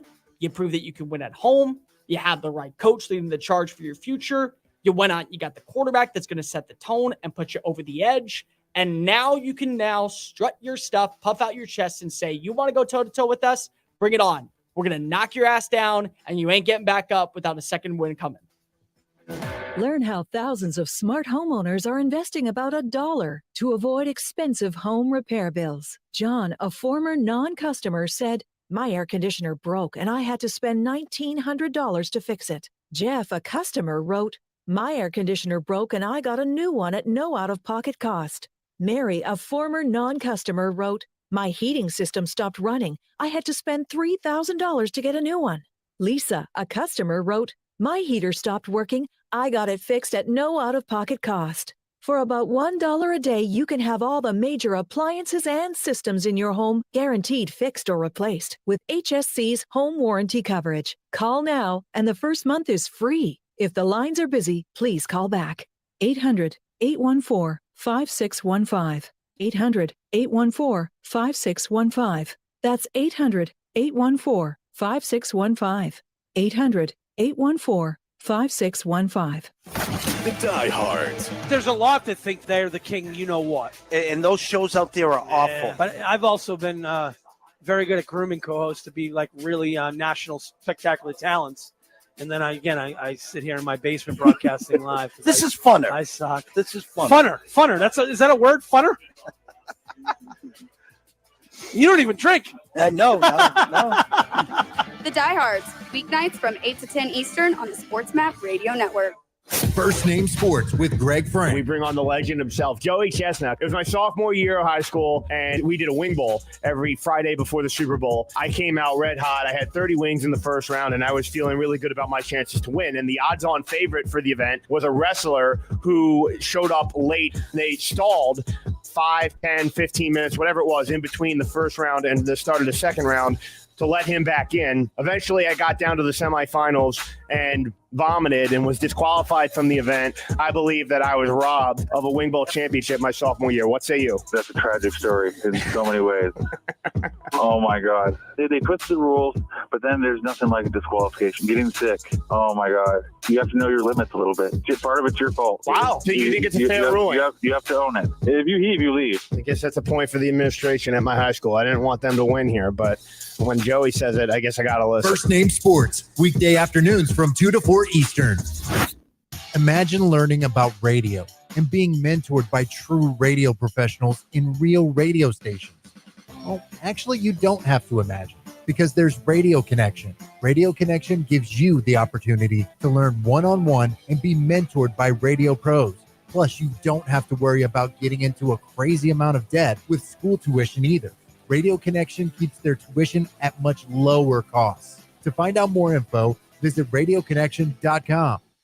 Did you know you can go to a trade school college that has you learning as an apprentice in a real radio station, culinary kitchen, film studio, or in a recording studio? Stay out of debt and out of a boring college classroom and learn on the job in the real world. The Radio Connection puts you in a real radio station. The Recording Connection trains you in a real recording studio. The Film Connection has you learning under a real filmmaker. And CASA has you learning one-on-one in a real restaurant. It's your life. Amplify it now and learn as an apprentice in a unique way to get a career as a broadcaster, podcaster, chef, music producer, or filmmaker. Just visit one of our sites, radioconnection.com, recordingconnection.com, filmconnection.com, or casaschools.com. Or call 1-865-413-5724. That's 1-865-413-5724.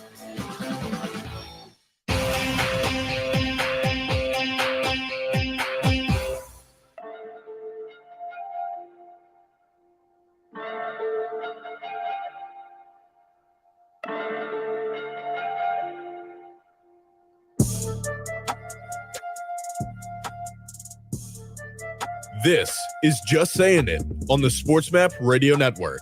Here's Cole Thompson. If Notre Dame gets a win on Saturday at Irish Stadium, congratulations. They are a legitimate threat to make it to the college football playoff and maybe even hoist up the trophy here in Houston by the end of January. But what happens if Ohio State wins this game? 800-224-2004. The big question that a lot of people have when it comes to Ohio State is, are they legit? Yes, I'm going to get this out of the way. I have not ranked Ohio State in the JSI poll in the top 5 or in the top 7 because they haven't looked great against low-tier talent. A 23-3 victory over Indiana is not going to be impressive enough to put you up high. A 35-7 victory over a Youngstown State is not going to be enough to give you a boost of confidence. And I had them outside the top 10 before they dropped 66 points on Western Kentucky. It's Western Kentucky, people. There's a reason why you pay $1 million+ for them to tune you up before you have a game that everyone is paying attention to. But this is then again, Ohio State being Ohio State.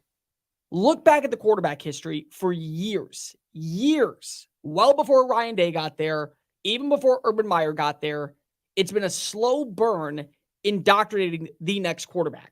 Justin Fields was not elite the second he arrived on campus. It took him time to eventually lead his team to a national championship. Dwayne Haskins had his fair share of struggles in the first game before he hit his stride. CJ Stroud looked abysmal against Minnesota in his first game, and then he loses to Oregon in his second game. Still throws for over 350 yards, but he loses. This is just what happens. This is just the way Ohio State is. But the differences with this year compared to every other year is you still have more questions around Kyle McCord, the starting quarterback, than really ever you have before. Like, okay, he looked good against Western Kentucky, but he looked awful against Indiana. Indiana's defense is actually worse than Western Kentucky's in every single format of the word. Western Kentucky and the Hilltoppers have been a much more clear-cut, positive outlook team than the ones in Bloomington. That's just a plain fact. So you have questions going into this game about your starting quarterback. You don't have questions about your receiving core because you have 2 future first-rounders in Emeka Ibuka and Marvin Harrison Jr. You have a future middle-tier player in Julian Fleming. You have a good tight end in Cade Stover. The offensive line isn't great at this time, but it is growing with more chemistry and continuity and game reps. And the defense, again, is still going to be one of the best in the Big Ten. That's what Ohio State is. But if Ohio State does not win on Saturday, once again, we put them on the pedestal of being the most overrated team in college football. And I'm going to stand on this one. Ohio State is overrated, in my opinion, for now. The AP poll would not have Ohio State number 6 in the country if that big O and the scarlet and gray was not a part of their persona. They wouldn't, because there's no reason to. They haven't done anything that justifies them being ranked above Notre Dame. There's no reason they should be ranked above Washington. There's no reason they should be ranked above Penn State. Penn State's 2 wins over West Virginia and Illinois are more impressive than any of the games that I have seen this year from Ohio State. But Ohio State also finds itself in a lose-lose situation every single year. It's national championship or bust. It's you have to beat Michigan. It's every other game on the schedule does not matter if you can't do those 2 things. There are legitimate people out there saying Ryan Day is on the hot seat. I politely disagree. Why should he be? Give me one reason. The man has lost 5 games since being named the head coach. 6, my apologies. 6. And you want to fire him because of he what? Can't beat Michigan? He's already done it. He's done it multiple times. It's not like, oh, he's 0-6 against them. No, he's lost the last 2. And he took it to the college football playoff twice during that span. And a national championship, I also might add in. He went 13-1 his first year, 7-1 his second year, 11-2, 11-2, and he's 3-0. He has 6 losses in 5 years. He is not the problem. The problem is that fans in Columbus treat this team like it's the Dallas Cowboys. You put the cart before the wagon all the time. The horses are sitting back in the stables, and before you can gallop, you already have grandeur expectations that are automatically far too big and out of your reach. So this is a big game for Ohio State, but it's more so a big game for Ryan Day.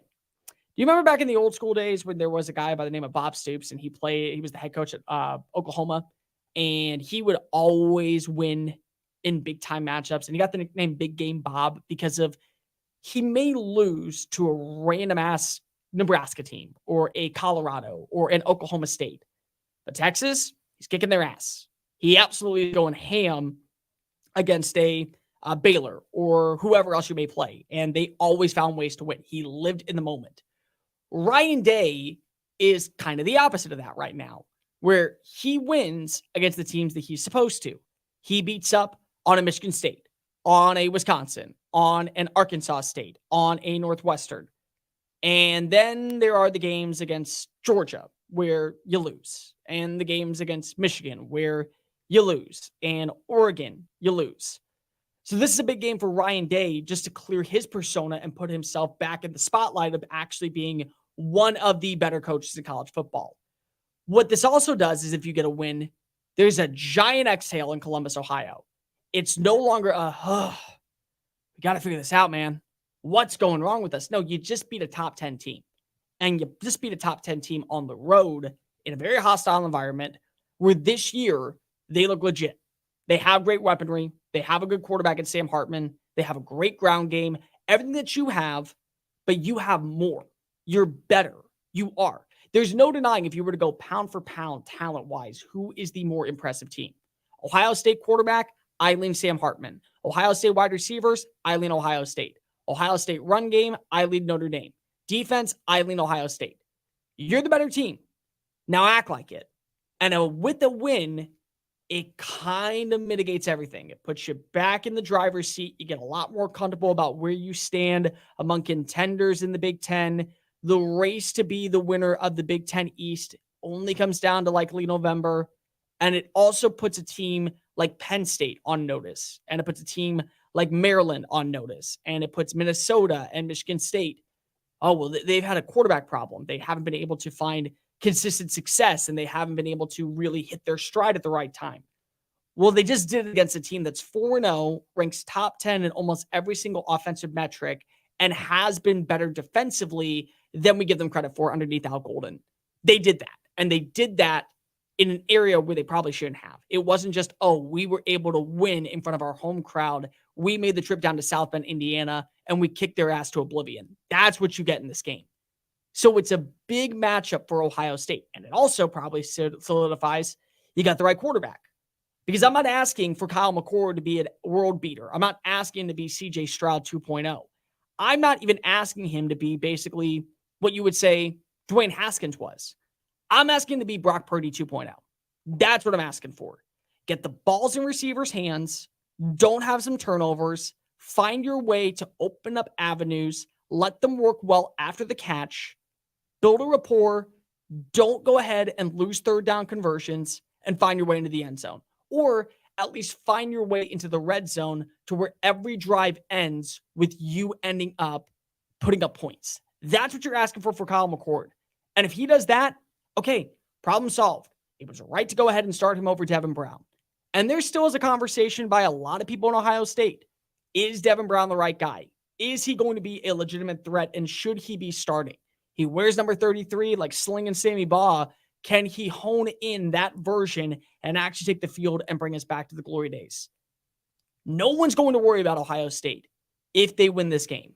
Now, there will be some people out there that will say this end goal still is to win a national title. And until you beat up on Michigan, Ryan Day, I'm not giving you the benefit of the doubt. But the persona about him not being able to beat opponents that are at his level kind of goes away for a little bit. Now, the next week they play Maryland. So that is a game that I am circling on my calendar because I think Maryland might end up being one of the better tier 2 teams in the Big Ten. But it also sends a message to Maryland, hey, this is the game plan of how you can beat us. I don't think you have the talent to do so. Might as well pack it up before you make the trip over to Buckeye Stadium. That's what you're saying on the same token of breath. But everything that you saw before, a struggle win against Indiana, unable to find continuity with the run game or really have a good third down rapport against Youngstown State. Western Kentucky, that was just the appetizer for what our team can be. That's what you get with Ohio State winning this matchup against Notre Dame. It changes the entire course, the entire opinion, and now it actually justifies their number next to their name. I am not going to put Ohio State in my rankings until I see what they do against Notre Dame. They were number 10 this week because of everyone else in college football kind of crapped the bed and didn't look like they were trying to be a contender. So I gave them the benefit of the doubt. But if you want to be a top 5 team, you want to prove that you actually are a legitimate college football playoff contender, you got to beat Notre Dame. End of discussion. In times of economic uncertainty and chaos, your money means nothing. You may not even be able to get it from your bank or ATM. And the money you do have in the stock market will go down and down.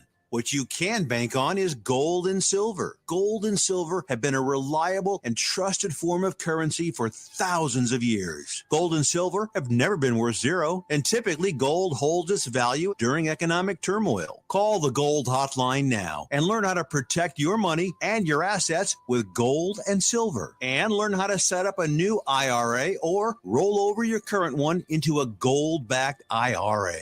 Protect your money from the next market crash with gold and silver. Call now for your free gold guide. 800-281-4224. 800-281-4224. 800-281-4224. That's 800-281-4224. Wake up, Cole! Billy Corgan said he saw a shapeshifter once. You know, that lady has been around. No, the lady who said she saw, do you believe that's her? She's super good looking. She looks like a model. I think it is her. It probably is. I mean, why would you want to claim that? Maybe she's the shapeshifter, right? Maybe. Yeah, she's admitting to, like, she kind of had a breakdown of family get to her under tremendous stress. But that's what the shapeshifters want you to say. Wake up call with Tony D and Ron Culver. Weekdays from 9 a.m. to 1 p.m. Eastern. Wake up, Cole! So this is what I've been hearing about this Ron Culver toy that your son has. Yes, it's a dump truck.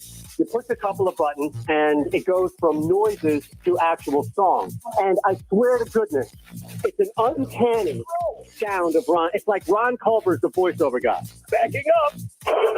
Oh, yes. Oh, my God. Hold on. Get to work. Do your best.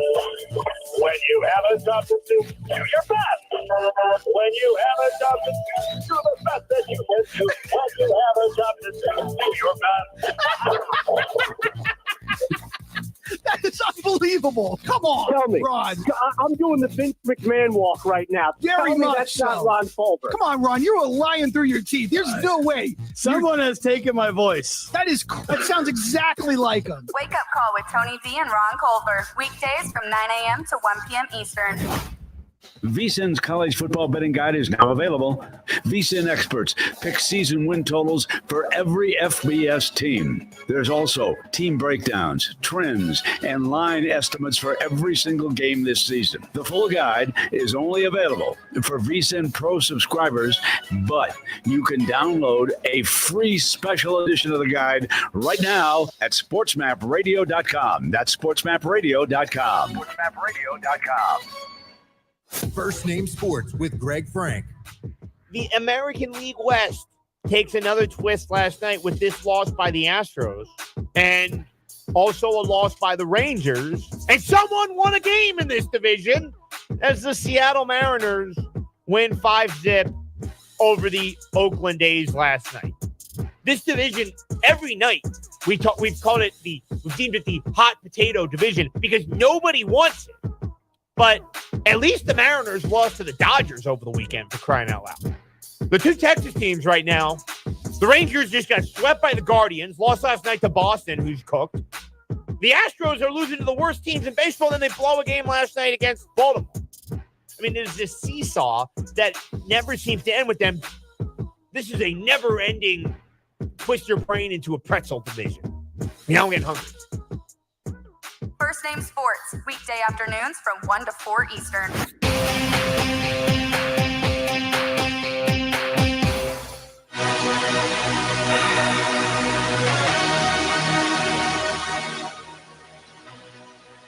You're You're listening to Just Saying It on the Sports Map Radio Network.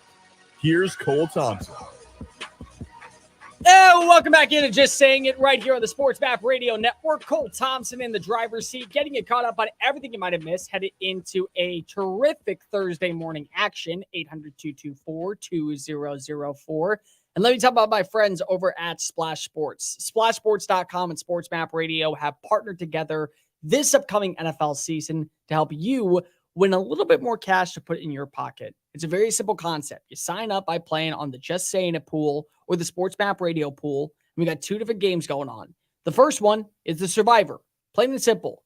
Pick a winner every single week and advance until you are the king of the hill. But one caveat. Once you pick a team to win, you can't pick them again. So let's say tonight you're all in on San Francisco. As well you should be, because San Francisco is probably going to blow the New York Giants out of the water. Best of luck to you, Brock Purdy. Hopefully you don't crap the bed in the second half of the season. Kyle Shanahan, hopefully you got the right QB, but you can't pick them again. You wish them well, and you move on. But maybe you pick the Giants next week, or the Texans, or the Lions, or the Seahawks, or whoever it is. All you have to do is continue to advance until you are the last man standing, and you walk away with the big cash prize. The second one is the X pool. It's a simple concept. Get the most wins right, get the most money. But if you come in second place, you get a small prize. You come in third place, you get an even smaller prize, but you still win a little bit. It's $5 to play. You sign up at splashsports.com/sportsmapradio, splashsports.com/just saying it. It's legal in 33 states and counting. Plus, don't you want to go ahead and call into the show and tell me how big of an idiot I am? You're smarter than me. You can do your job better than me. Go ahead and do so by signing up at splashsports.com/sportsmapradio and splashsports.com/just saying it. Deion Sanders is the biggest name in college football right now. No, strike that. He's the biggest name in football right now. No, strike that too. Deion Sanders is the biggest name in sports as of this moment. It's hard to say someone else out there is more personified, more vindictive, and certainly more of a class character than Deion Sanders. He's everything that college football has been missing for years. And he is absolutely crushing it in his first season with Colorado. I do not want to hear from anybody. I'm going to say this now. What happens when he loses his first game? Okay, what happens? He's tripled the amount of wins in one season than Carl Durrell had in two. He has 3 wins against not quality teams, but not terrible teams either. And he's probably going to get at least 2 more, if not 3 more. And this team is going to be bowl eligible for the first time since 2020. That's a huge step in the right direction. He's got a son in Shedeur Sanders and Shiloh Sanders, both of which have made highlight plays. And here's the reality of it. Shiloh Sanders, if his name was Shiloh Montgomery, would be a superstar. Shedeur Sanders, if his name was Shedeur Johnson, would be a superstar. So it's not the fact that they are being coached by their dad. It's the fact that they are really good players and they're showing their stuff at the Power 5 level. So Deion's built something promising in Boulder that could be long-standing and long-lasting that will absolutely make headlines, rave reviews, and make them a legitimate threat once they join the Big 12. So there was a theory that I heard yesterday that kind of really piqued my interest. Would Deion Sanders be willing to go to the NFL once Shedeur and Shiloh leave? Maybe. The Dallas Cowboys was the team that was brought to my attention. Why not go back to the city where you became an icon, a superstar? You won multiple Super Bowls. You were the face of the defense for years. And I think that Deion would work. I do. I think that Deion actually would work in the NFL. Now, I don't think he would be at the same level as what he is in college, but I do think he would be a successful coach because of the buy-in, because of what players know about him, because of his rapport, and especially his background of knowing what is good talent. He was phenomenal when he was breaking down film for NFL Network. He was a big-time name when he was working in the broadcasting side of the booth. Everyone gravitated towards Deion Sanders. But in the same breath, that's why Deion works at college. And that's why I think that Deion is going to stay in college for the remainder of his coaching career. He's a salesman. He sells a program. He sells himself to kids. He sells himself to parents, to those on recruiting trails, to those in the transfer portal. And he's entertainment. And he gets it. And that's what works in college. In college football, what you do is you have to go ahead and find the best talent to build a roster that can actually win national championships. In the NFL, you try to do that, but free agency is a cluster mess. The team that ends up getting the most money is going to end up offering the highest contract. And most of the time, people are going to take that deal. And when you're a really good team, you don't get to draft the best players. You have to suck for years and years and years on end. And then once you get those highlight names coming out of college, you have to develop them. In college, you can do whatever the hell you want. If you bring in the right pitch, guess what? 5-star talent is turning down Tuscaloosa, Baton Rouge, Athens, Gainesville, Pasadena, State College, Columbus, Ann Arbor. They're going to Boulder. Kids in the transfer portal can go anywhere in the country. If they get an offer to play with Deion Sanders, guess what? They're going to go ahead and sign up for it because Deion is different. Deion is an entertainer. Deion is unorthodox. He's brash. He's bold. But he also cares about the product and he also cares about the kids. And that's what really stands out. He's not just selling himself to the school and to the players in the locker room. He's selling himself to parents. Let me be the reason why your kid will eventually play on Sundays. Let me be the reason why your kid will be an upstanding gentleman when he graduates with honors from a major college institution. Let me be the reason why he gets to have an experience that maybe you didn't get to have. Let me be that guy. And it works. And it's phenomenal. And it's something that I absolutely think that you are loving to see from Deion Sanders right now. So he should stay in college. He should. And the other thing that's really important, this could work anywhere. It could work at Ohio State. It could work at Florida. It could work at Florida State, Clemson, USC, Texas. But why not just stay in Boulder? Let me explain for a second. When you go to Tuscaloosa, Alabama, and Nick Saban hangs up the whistle, and he's sitting on his old porch in Lake Tuscaloosa, and he's eating a moon pie, and he's drinking a coffee, the next guy that comes in is going to be held to a certain standard because that was what was implemented by Nick Saban. And if you fail to meet that standard, you're shown the door. Plain and simple. I do not envy whoever is the first replacement for Nick Saban at all.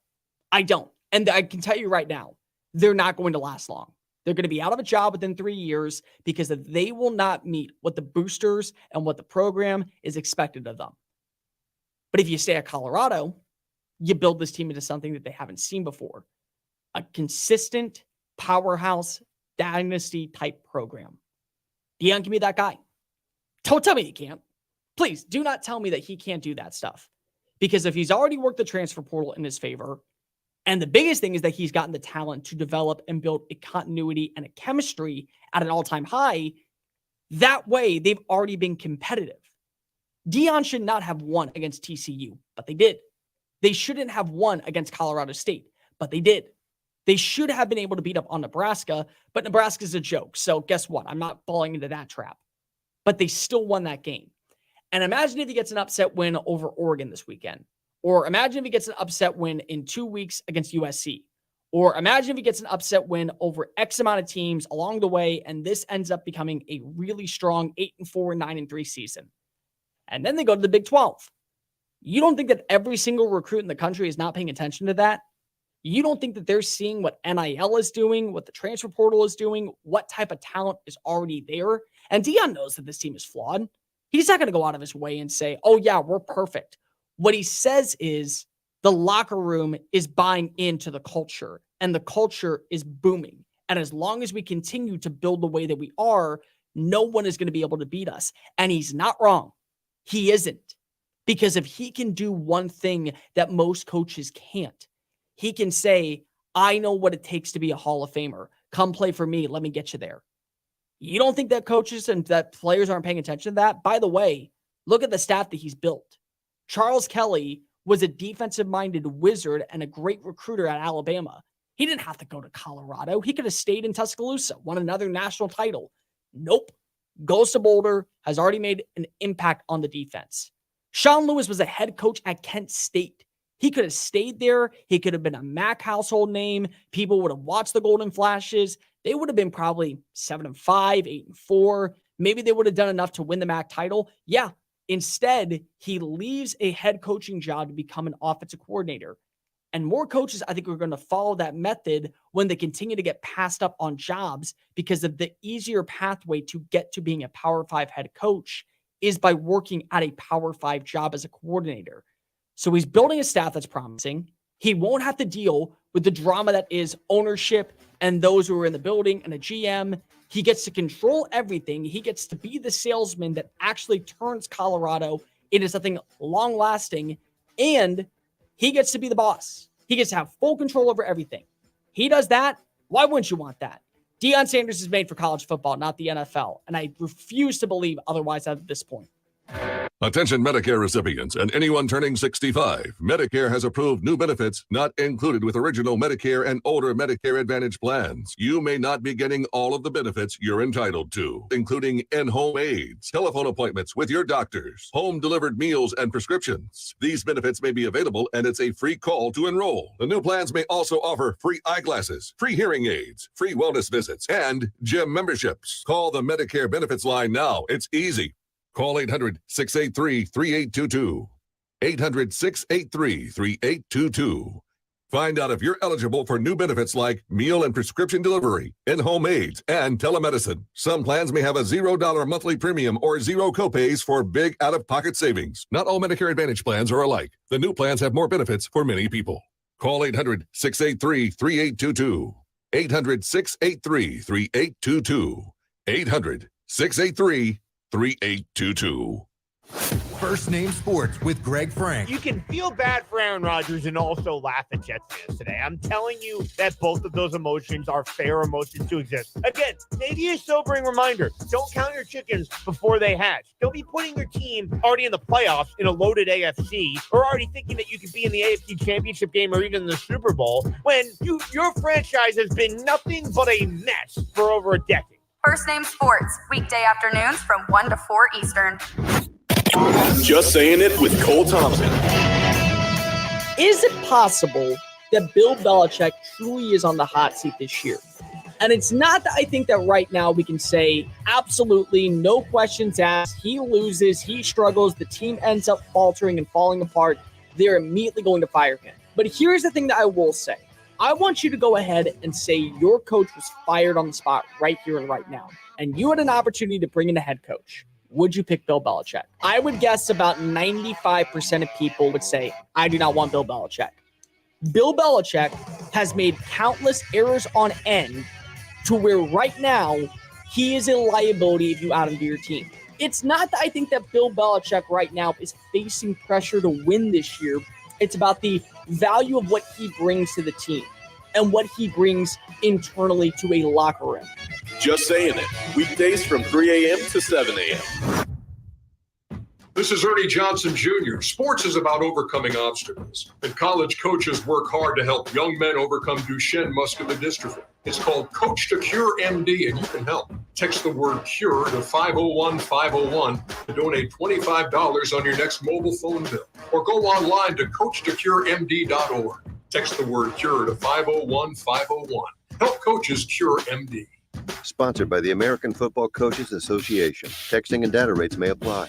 First Name Sports with Greg Frank. So Cardi B threw a microphone at a fan last week, and the microphone sold for nearly $100,000 on eBay. You know, I've talked about before how I'm not really into sports memorabilia collecting because when you think about how much it costs to obtain some of the real authentic merchandise and then what you do with it, which is essentially nothing, like it just sits in a room where you have a bunch of collectibles. And that's on sports stuff where at least you could, I could be like, oh, Michael Jordan's shoes from the game against the Jazz where in 1998 he made the shot over Byron Russell. I don't see any appeal behind a collectible microphone, much less one that's $100,000. You're talking about what you're going to do with $1.5 billion? I'll tell you what, if I had $100,000, I'm damn sure not spending it on a microphone.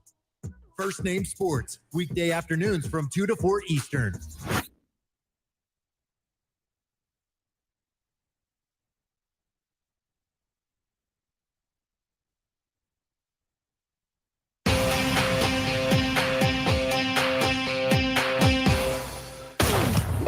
Welcome to Just Saying It on the Sports Map Radio Network.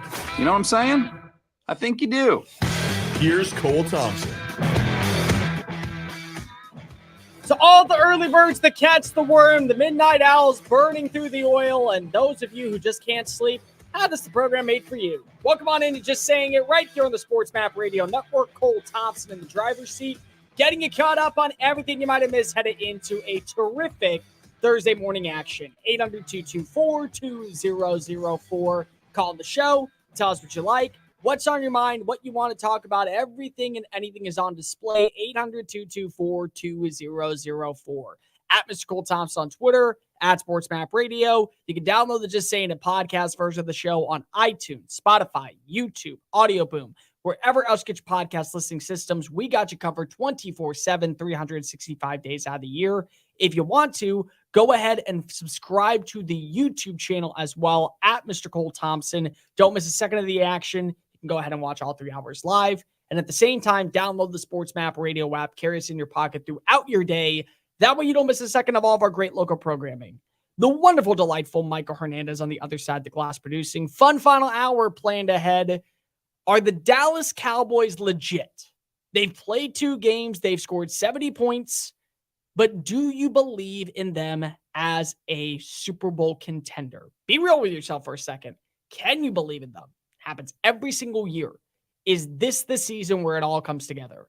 Justin Fields had some very choice comments to have roughly about where he stands with the coaching staff. Is this the beginning of the end of a new era in the Windy City? And let's also talk real fast about this upcoming weekend in college football. Who are the teams on upset? Because there are a lot of matchups that are going to be must-see television. But every single day at this time, we go around the NFL, breaking down some of the biggest storylines you might have missed, and we do so in 2 minutes or less, hence the reason we call this segment the 2-minute warning. Oh, Michael! Start that clock.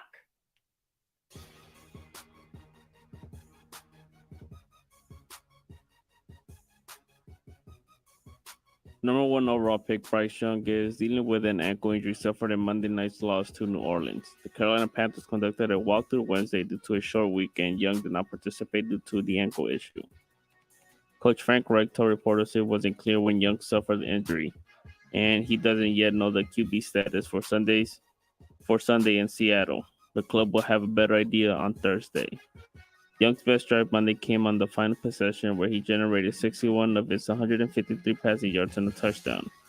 It's been a rough go for Young through 2 weeks, as the Panthers have struggled to protect the young signal caller, and the wide receivers have offered little room for error.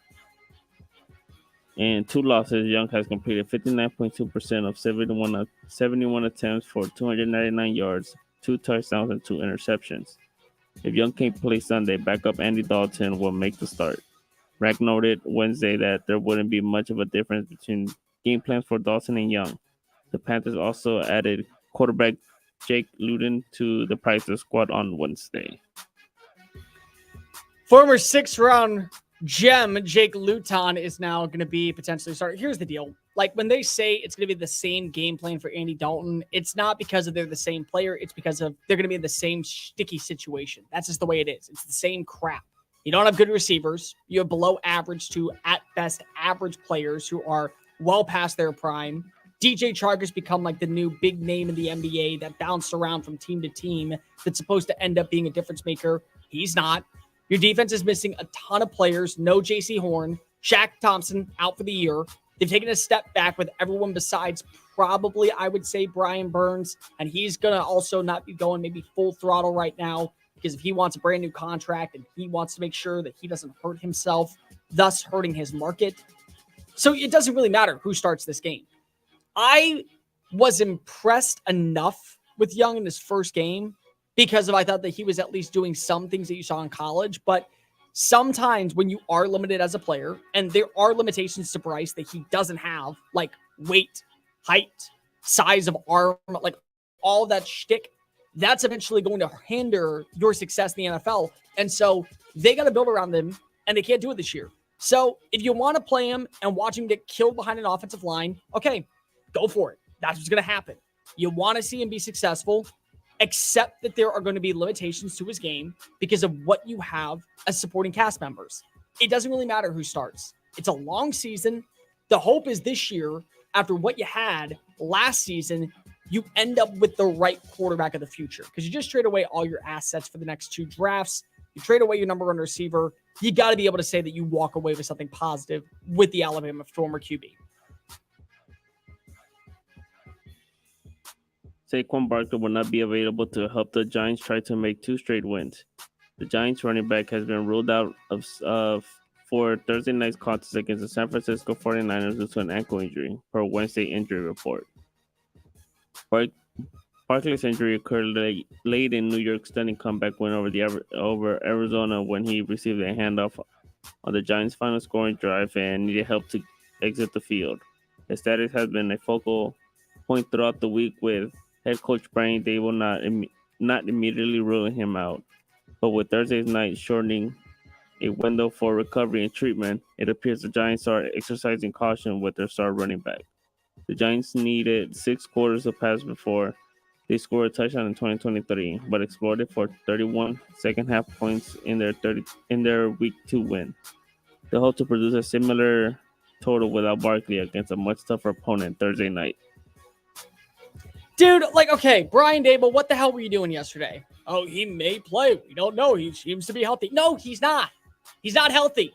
You gave fans hope for no reason whatsoever. He got hurt against an Arizona dumpster fire team to where you had to fight your way back in and you should have won from the get-go, and people were celebrating it like you just won the freaking Super Bowl, and you're staying on the West Coast because you didn't want to have that long travel from East Rutherford well over to Santa Clara.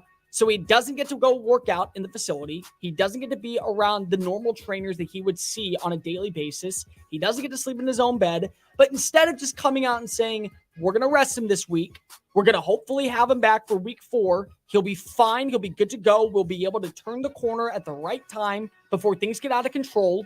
We like where we're headed. It's okay that we don't have him. No, you go ahead and do a media circus and get the speculation at an all-time high. What the hell are you doing? Just rule him out. It did not have to be this way. And now you have fantasy owners pissed off at you. You have fans pissed off at you. Saquon's probably wondering, why am I even dealing with this crap right now? I just want to get paid this offseason. Giants going to lose. They were going to lose with Saquon. Now I'm hammering the over, and I think it's 7.5. Easily take that money points.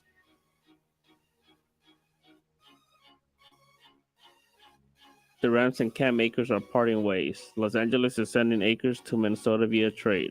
The Vikings will send a conditional 2026 6th-round pick to the Rams in exchange for Akers and a conditional 2026 7th-round pick, the teams announced later. The former 2nd-round pick began his career by averaging 4.3 yards per carry as a rookie in 2020, then played in just 1 regular season game in 2021 due to an Achilles injury suffered during off-season activities. But did manage to return for a Super Bowl run. Los Angeles decided to keep Akers, welcoming him back to the team despite requesting a trade. He went on to post some of the best games of his career down the stretch in 2022, but failed to sustain the momentum through 2023. Backup Kyron Williams outperformed Akers in Los Angeles season opening win over Seattle, and with Akers sensing he lose snaps to Williams in the weeks. In the weeks ahead, a chasm developed between Coach Sean McVay's staff and the running back. Akers heads to Minnesota with the hopes of finding a more prominent role in Kevin O'Connell's offense. The Vikings have just gained 69 yards on the ground in 2 games with a backfield led by Alexander Madison and could use help of another hard running back.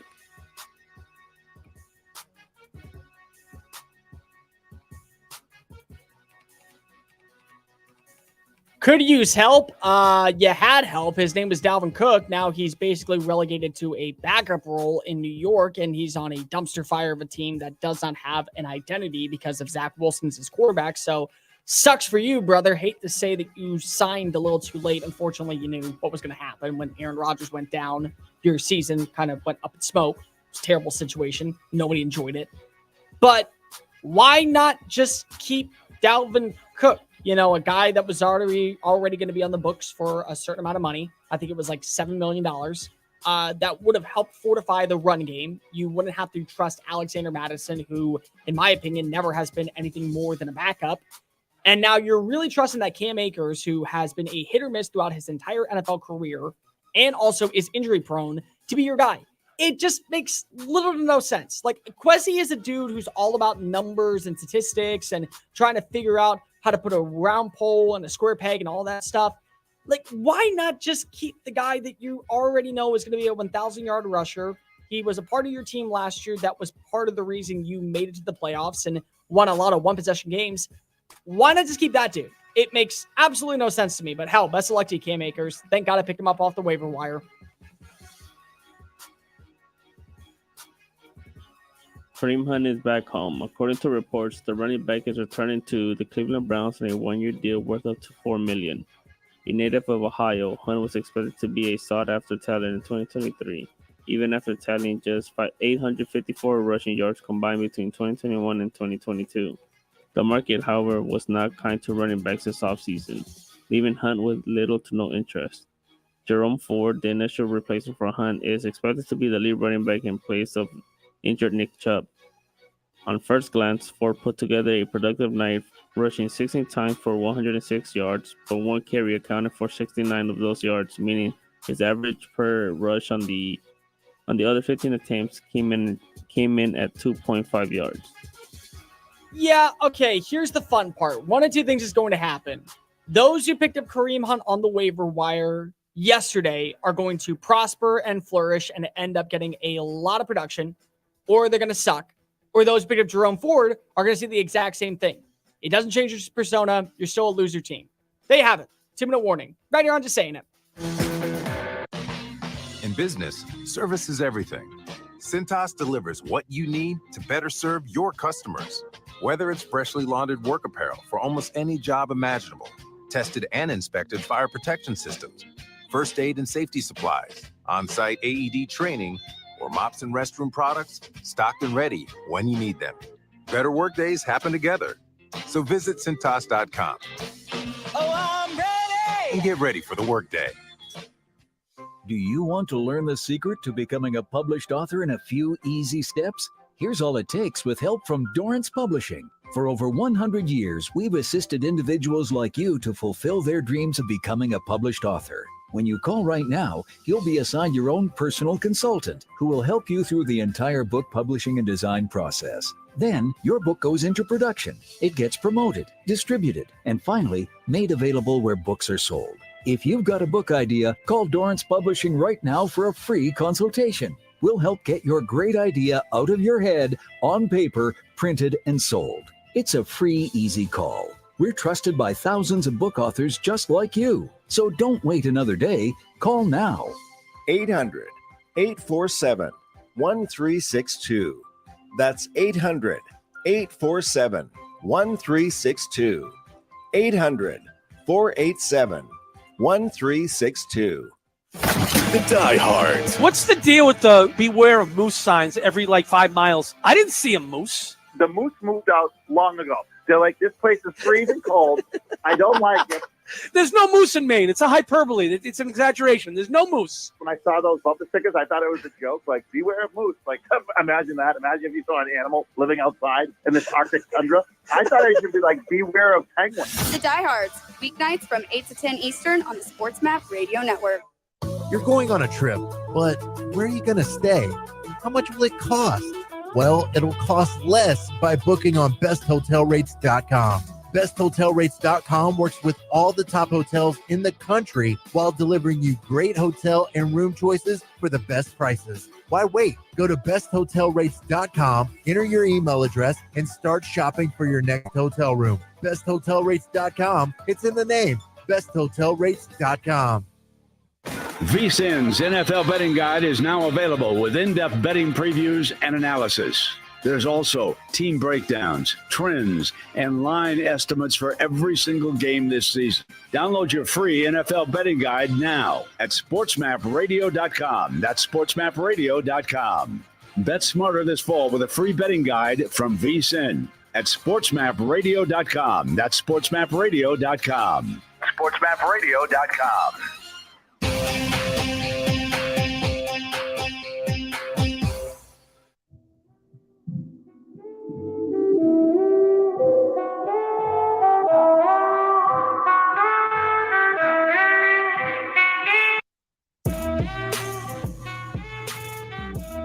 listening to Just Saying It on the SportsMap Radio Network.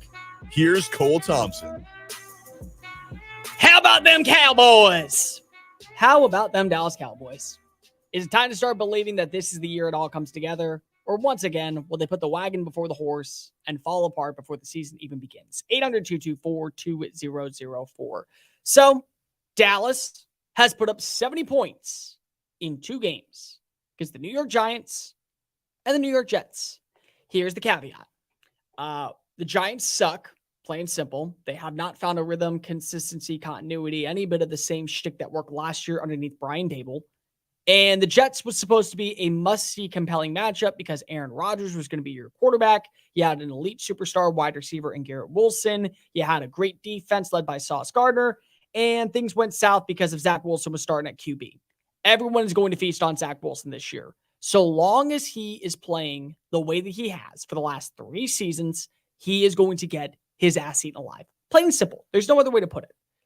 But is it too early to say that Dallas right now is a legitimate Super Bowl contender? I do not think so. I don't. I think that Dallas absolutely this season has something going for it that at least gives you belief that things have turned the corner. I like Dak Prescott. So far, you've asked Dak Prescott to do the bare minimum. You really have. You didn't see him throw a touchdown pass in the game against the New York Giants. You saw him throw 2 touchdown passes in the red zone against the New York Jets. But here's the other thing. Look at how many times he's thrown the football. 24 times in the game against New York. And 38 times in the game against the Jets. And outside of really one bad pass that should have been intercepted by Sauce Gardner, he's looked good. So if he continues to play the way that he has, trusting the run game, focalizing on the defense, getting a lot of turnovers, and putting yourself in positive territory, and not making the same mental mistakes that leads to interceptions and turnovers and a bunch of mediocre play, then you probably are trusting that right now he is the right option for you. And I'm not saying that he is going to be an elite player. It goes back to my theory of what I've always said about him and Kirk Cousins. If they win a Super Bowl, do not be shocked. Both of them have enough talent to where they can be a part of a winning organization. They're not the type of player, though, who is going to win you a Super Bowl. And so what did you do this offseason? You built a stout defense with veteran talent. You also added in a couple of names via the draft. Mozzie Smith being a defensive lineman. You added in DeMarvion Overshown, who got hurt during the preseason. That sucks. But you also added in veteran weaponry. You lose a Dalton Schultz, but you gain a Brandon Cooks. You lose an Anthony Brown, but you gain a Stephon Gilmore. You move Michael Gallup to the number 3 role. And the offensive line, albeit has some flaws to it, not enough to where you're questioning every single thing. You brought back your defense coordinator. Huge win in my book. If Mike McCarthy falls apart in the second half of the season and he is fired, Dan Campbell is the coach in waiting. Plain and simple. There's a reason why Campbell didn't take any other offer. Arizona, don't want to be a part of that madhouse. Denver, you've showed me the door twice. I'm not coming back a third time. Carolina, wasn't a good fit. Houston, never was interested. Go back to Dallas. Watch Mike McCarthy screw this up. I got a job waiting because I'm right now viewed as arguably the best defense coordinator in the NFL. And the defense is going to win them a lot of games. Plain and simple. You look at the Pittsburgh Steelers against Cleveland. 9 tackles for losses, 5 total sacks, countless turnovers. I think it was 4 total, 2 defensive touchdowns, a couple big-time pass breakups. That's going to keep you in games. The reason I have not ruled out Pittsburgh of being a playoff team, albeit I am hesitantly and cautiously optimistic, is because they have the right people on that side of the football making plays to mitigate the woeful, putrid offense that's being led by Canada, Matt, his name, whatever the last name is. You know what it is. It's the same thing with Dallas right now. Dallas hasn't been tested, but they will be. Right now, they got a game this weekend against Arizona. Arizona has looked better than expected, but they're following the script to a T. Play your game to a certain standard in the first half, basically collapse in the second. And you kind of know that they're openly tanking when they're trading away all of their best players. And then they put a guy like Budda Baker on the IR because if even then it's like, he's doing enough. I don't want to win football games. I want to get that number 1 pick. So that's a sign that you probably should win that game. The week after that, you play the Patriots. I don't think for a second Mac Jones is the biggest problem right now in New England. I think he's a dude. I don't think he's a quarterback. I don't think he's a stud, but he isn't the main problem. But still, no real weapons on the outside, a limited run game that really has taken a step back because your offensive line has taken a step back. The play calling is fine, but you can only do so much with what you have at your disposal. And outside of really Hunter Henry, no one has stepped up in the passing attack to give you a security blanket for Mac Jones to come out swinging early. They find their rhythm by the third quarter, and at that point, they're down by what? 2 touchdowns, 3 touchdowns, and their defense can only do so much to mitigate the problems at the beginning. So you should win that game as well. You're probably going into week 5 Sunday Night Football matchup 4-0. And that will be your first big test against the San Francisco 49ers. And you could make a valid argument that the winner of this game, because of how Philadelphia has looked offensively, because how Philadelphia, albeit made a lot of plays defensively, both against Mac Jones in New England and Kirk Cousins and the Minnesota Vikings, they may not be the team to beat anymore in the NFC. The team to beat still might be San Francisco, or it could be Dallas. I think the way that they're playing right now, the way that they've acted, the way that they've come and seen the light, and they've actually tried to make changes, this might be the move that actually puts them in the conversation of being a legitimate Super Bowl contender. But here's the reality, people. Until you see it, you're not going to believe it. It's like when I talked about North Carolina. I loved what I heard coming out of camp from Mac Brown. Everything that was being told. They're a legitimate team. Don't count them out just yet. I know that people are going to go ahead and say it's Florida State and it's Clemson. Don't sleep on the Tar Heels. I got to see it. Their defense sucked for years. They didn't have anything underneath Gene Chizik. I didn't believe that they were going to get positive play from the front 7. Guess what? The front 7 got 9 sacks against Spencer Rattler in the season opener. Okay, now I buy into you. Now I can see what was being told to me this offseason. Now I get why this team might end up being something promising. Same thing with Dallas. Got to see it to believe it. Until you do, it's basically you beat up on a crappy New York Giants team, and Zach Wilson crapped the bed, of course, on national television. What else is new? 800-224-2004. Speaking of the New York Giants, who needs a bigger win tonight? The Giants or the 49ers? It's plain and simple. It's the Giants. The Giants at this point have got to be able, maybe not even to win, but to prove we are a legitimate team. Because last season was probably what this season should have been. You wanted to see progression at the quarterback position, whether it be with a rookie, whether it be with Daniel Jones signing a short 1-year deal, whether it be with having him bringing in a veteran like a Derek Carr or say a Geno Smith if he was a free agent. One of those things is what you probably wanted. And I get that. But you overexceeded expectations in year 1. So now the question turns to, how do we meet that standard in year 2? And so far, you haven't done any of it. You're one of the worst defenses in the NFL, despite having a very aggressive pass rushing coordinator in Wink Martindale. You haven't seen any positivity on the offensive line. Evan Neal still sucks. Andrew Thomas signed a big contract this offseason. He's regressed. The interior is god-awful. And outside of the center and John Michael Schmitz, who's a rookie, so I give him the benefit of the doubt, no one has looked promising. Saquon's out. It doesn't look like Darren Waller is hitting as a number 1 wide receiver. And Daniel Jones has been bad. Now, don't get me wrong. He found a way to come back against the Arizona Cardinals, and he had a very good second half. But why are you holding that to be the standard? I mean, you finished with a 103.5 passer rating and over 300 passing yards. That should be what you started out with in the game. That shouldn't be how you finish the game. So this is about showing, hey, we're not at the same level as Dallas, but we are good enough to still be a playoff team. And I don't know right now who are the 7 best rosters in the NFC. I know what I'm getting in the AFC. I know Miami is good. I know that right now Cincinnati isn't playing up to their standard, but I still trust them. I know that Baltimore's good. I know right now that Jacksonville certainly has some flaws, but they definitely are the team to beat in the AFC South. I know that Kansas City's going to be around. I don't know what you're getting in the NFC. Yeah, San Francisco, Philadelphia, Dallas, playoff teams. But outside of that, the final 4 spots, there's still questions with Detroit. There's still questions with Washington. There's certainly questions, in my opinion, with Los Angeles. Seattle was hit and miss. They got a big win against Detroit, but they couldn't do anything positive against Los Angeles. I don't know what I'm getting in Minnesota. I don't know what I'm getting in Green Bay. Atlanta, maybe they just beat up on crappy rosters. That's where we are right now. So the Giants getting a win, or at least looking like they're trending upward and they can go toe-to-toe with Brock Purdy and this stout defensive front, at least it gives you something to hold your hat on to. Hey, I know that we crapped the bed last week. We found a way to fight back. We crapped the bed this week. We found a way to fight back.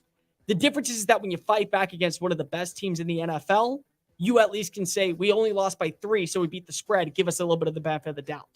If the New York Giants at least play competitive tonight, I'll start buying into them a little bit more. But right now, I'm taking San Francisco big.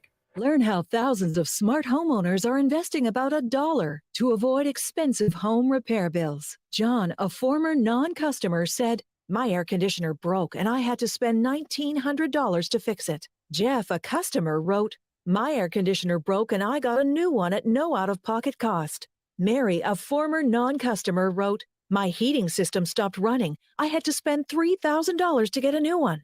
Lisa, a customer, wrote, "My heater stopped working. I got it fixed at no out-of-pocket cost." For about $1 a day, you can have all the major appliances and systems in your home guaranteed fixed or replaced with HSC's home warranty coverage. Call now, and the first month is free. If the lines are busy, please call back. 800-814-5615. 800-814-5615. That's 800-814-5615. 800-814-5615. Wake up, Cole! USA Today coaches preseason poll was released yesterday. Georgia's number 1, Michigan, Alabama, Ohio State, and LSU round out the top 5. Now, this is my yearly explanation as to why this matters for those of you who are new. This is all marketing. It is to get little numbers next to other little numbers so they'll sell you early games. Wake up call with Tony D and Ron Culver. Weekdays from 9 a.m. to 1 p.m. Eastern. The diehards. I got a picture with Rick Pitino. I don't even know if I have it up here in my wall of fame here in the studio. Not in this studio. And I'm like, oh my God, this is the greatest thing ever.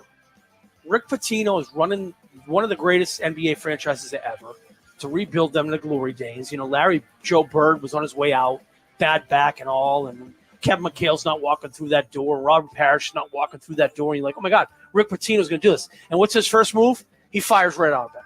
Like, are you freaking crapping me? I almost said the bad word right there. Like, seriously, dude? You have the stones to fire Red Auerbach? Like, the best that ever did it? Are you kidding me? But anyway, I digress. Rick Pitino's a clown. You know the emoji? Think about it. Look, picture in your brain, Die Hard Nation.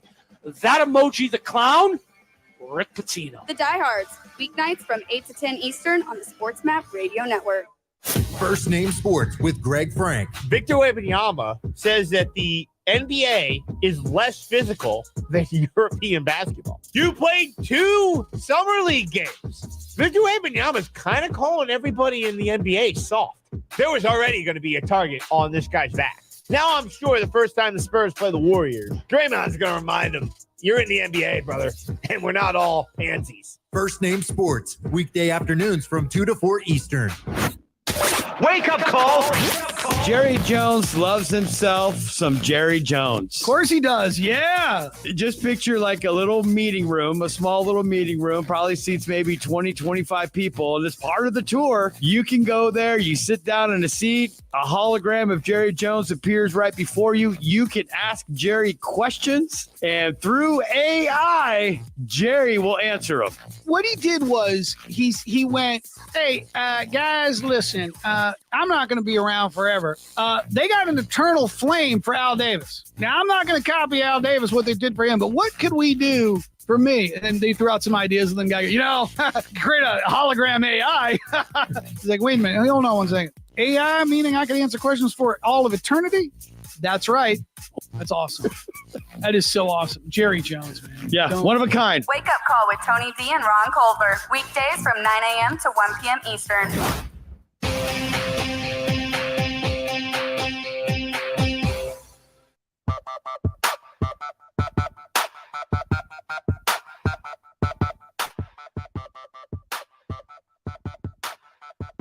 This is Just Saying It on the SportsMap Radio Network. Here's Cole Thompson. Welcome back into Just Saying It right here on the SportsMap Radio Network. Cole Thompson in the driver's seat. You caught up on everything you might have missed. Headed into a terrific Thursday morning action. And let me talk about my friends over at Splash Sports. SplashSports.com and SportsMap Radio have partnered together this upcoming NFL season to help you win a little bit more cash in your pocket. Here's the deal. You sign up at SplashSports.com/SportsMap Radio or SplashSports.com/Just Saying It. And you go ahead and you give us $5. Now, $5 will let you play in either our Survivor pool or our X pool. In the Survivor pool, it's a very simple concept. Go ahead and win a game, move on to next week. Here's the caveat. Once you pick a team, can't pick them again. So if you're all in on the New York Giants losing to the San Francisco 49ers, say best of luck, Brock Purdy. Don't worry about losing to anyone else this year, or I don't really care at this point. I can't pick you anymore. You can't pick the Giants. You can pick the Eagles. You can pick the 49ers. I mean, you can pick the Lions, the Seahawks, whoever the hell you want at this point. I don't really care. Then you have the X pool. Pick the most winners right, win the most money. If you come in second place, you still win some money. You come in third place, you win some money. It's $5 to play. It's legal in 33 states and counting. To sign on up, go visit SplashSports.com/SportsMapRadio and SplashSports.com/Just Saying It. SplashSports.com/SportsMapRadio and SplashSports.com/Just Saying It. 800-224-2004. There are compelling games this week in college football. Oh my God. It is without a doubt the main entree that you have been waiting for years. Last week was an appetizer. It was like having a mozzarella stick or a buffalo wing or what I would call my favorite, the loaded potato skins. That's what you got last week. Not upsets, but a lot of close games, a lot of close calls. But who is on upset alert this week? Who actually should be nervous about playing football this upcoming Saturday? 800-224-2004. I'll start with the first team. It's a big one. It's actually a matchup that is between two ranked opponents. I'm going to go with Oregon versus Colorado. Oregon does not need to be an elite team to beat Colorado. They just need to be able to play their game to their standard. Here's the problem. Deion forces you to make mental mistakes. Go back and watch the game against TCU. The Horned Frog should have won. There's no doubt about it. Chandler Morris throws an interception in the red zone. Travis Hunter makes the most acrobatic play as possible, and you end up winning the game because of it. You can't get a stop on you get a stop on fourth down. Look at that.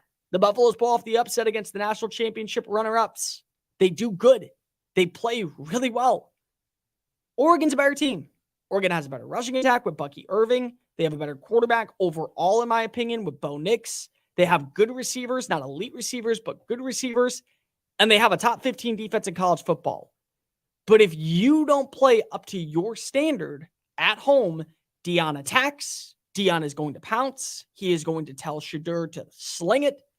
And they have weaponry. Oh, everyone says Travis Hunter is the elite star. He is. But don't sleep on Xavier Weaver. And don't sleep on Jimmy Horn Jr. And don't sleep on Dylan Edwards out of the backfield. And don't sleep on Michael Harrison. Because all these guys have touchdowns. All these guys have over 100 receiving yards. And all of them are averaging roughly around 10 yards per play. So they can win through the air. This is a trap game, in my opinion, for Oregon, not Colorado. Colorado can win, lose, doesn't matter. They're still going to face off against a very good USC team next week.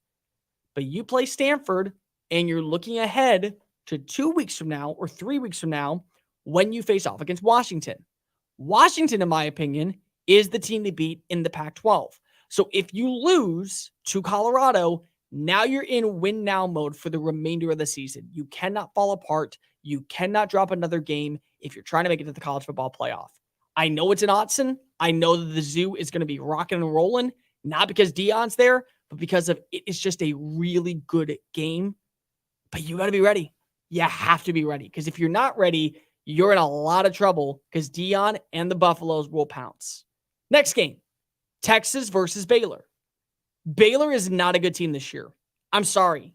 I love Dave Aranda. I think he's one of the smartest minds in college football. You ever interview him, he gives you long soliloquy answers that make you feel better about yourself. He knows how to build and construct a roster. He does a great job of having relationships.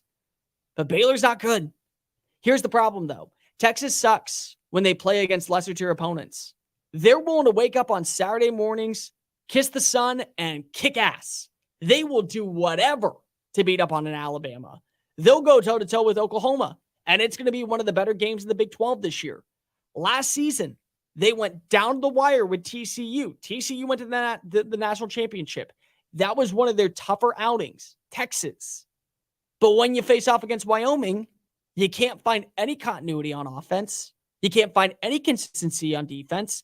And the game is tied at 10-10 going into the fourth quarter. And don't tell me that Quinn Ewers had a good day.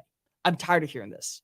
Quinn Ewers threw a 1-yard touchdown pass to Byron Murphy, who is the 320-pound lineman, and he found a way to get in that with Xavier Worthy on a screen route, who turned it 42 yards upfield for a touchdown. He did not have a good day. Do you play down to the level of Baylor? Because if you do, Baylor's going to attack. You suck at McLean Stadium. You've been outscored 3 of the last 4 times you've been there. You're 3-4 over the last 7 times that you've had games in Waco. And Baylor is going to treat this like it's their Super Bowl. They have to treat it like it's their Super Bowl. This is the end of an era in college football. So why the hell would they not want to go out with a good bang, leaving you in the SEC wondering how once again you fell apart? Happened last year with Texas Tech. Texas Tech was a good team, not a great team. Texas floundered, flopped, and fizzled, and they couldn't get a win, even though they played really well against Texas 2 weeks prior. Even though Alabama 2 weeks prior, they looked really, really good on paper. Number 3, kind of an underrated game in my opinion, but UTSA versus Tennessee. I am not a believer in this Tennessee team. I'm sorry. People bought in and they drank the Kool-Aid and they saw what what Hendon Hooker did last year, and they saw what Jalen Hyatt did last year, and what Cedric Tillman did last year, and Jabari Small, and this defense got a couple stops. And because of it, we all said, oh, well, now they're back. Now Tennessee is right back to an all-time high. They're elite. No, they're not. No, they're not. The offensive concept was really good, and it worked for the players that were in the building. But it doesn't always work when you don't have the same amount of talent. And I'm sorry, Brim McCoy's a good receiver. He's not Cedric Tillman. Squirrel White's a good receiver. He's not Jalen Hyatt. Joe Milton is a fine quarterback, but you all overhyped this kid like he was the second coming of Caleb Williams. He was Andrew Luck 2.0. He's got a howitzer of an arm that still is erratic. And the offense was put into the back burner and never found its stride against a very below average, I might add in, Florida team. And you face off against UTSA. And UTSA is actually a lot better than their record says they are. They haven't had Frank Harris. They would have beaten Army last week. They had the kid. They had a healthy Frank Harris against Houston. They would probably be sitting at 3-0. So I'm not saying that this is going to be an upset win, but if Frank Harris plays and you have the same offensive game plan in Neyland Stadium, I'm not trusting you to go ahead and guarantee a win. I think that you will win, but I'm not guaranteeing it at this point. I have no idea what offense I'm going to see on the field. And until I do, I can't buy into you. Next up, LSU versus Arkansas. Arkansas knows how to play exceptional football. Now, I will admit, they have struggled this year. They didn't look good against Kent State. They blew a fourth quarter lead against BYU. They didn't look elite until the third quarter against Western Carolina. So you actually aren't as good as we once thought you were. You weren't trending upwards like we once believed underneath Sam Pittman. But here's the difference. LSU has been hit and miss. Their defense sucked in the second half against Florida State. And they sucked because they were too worried about Jordan Travis utilizing his legs and not the passing attack.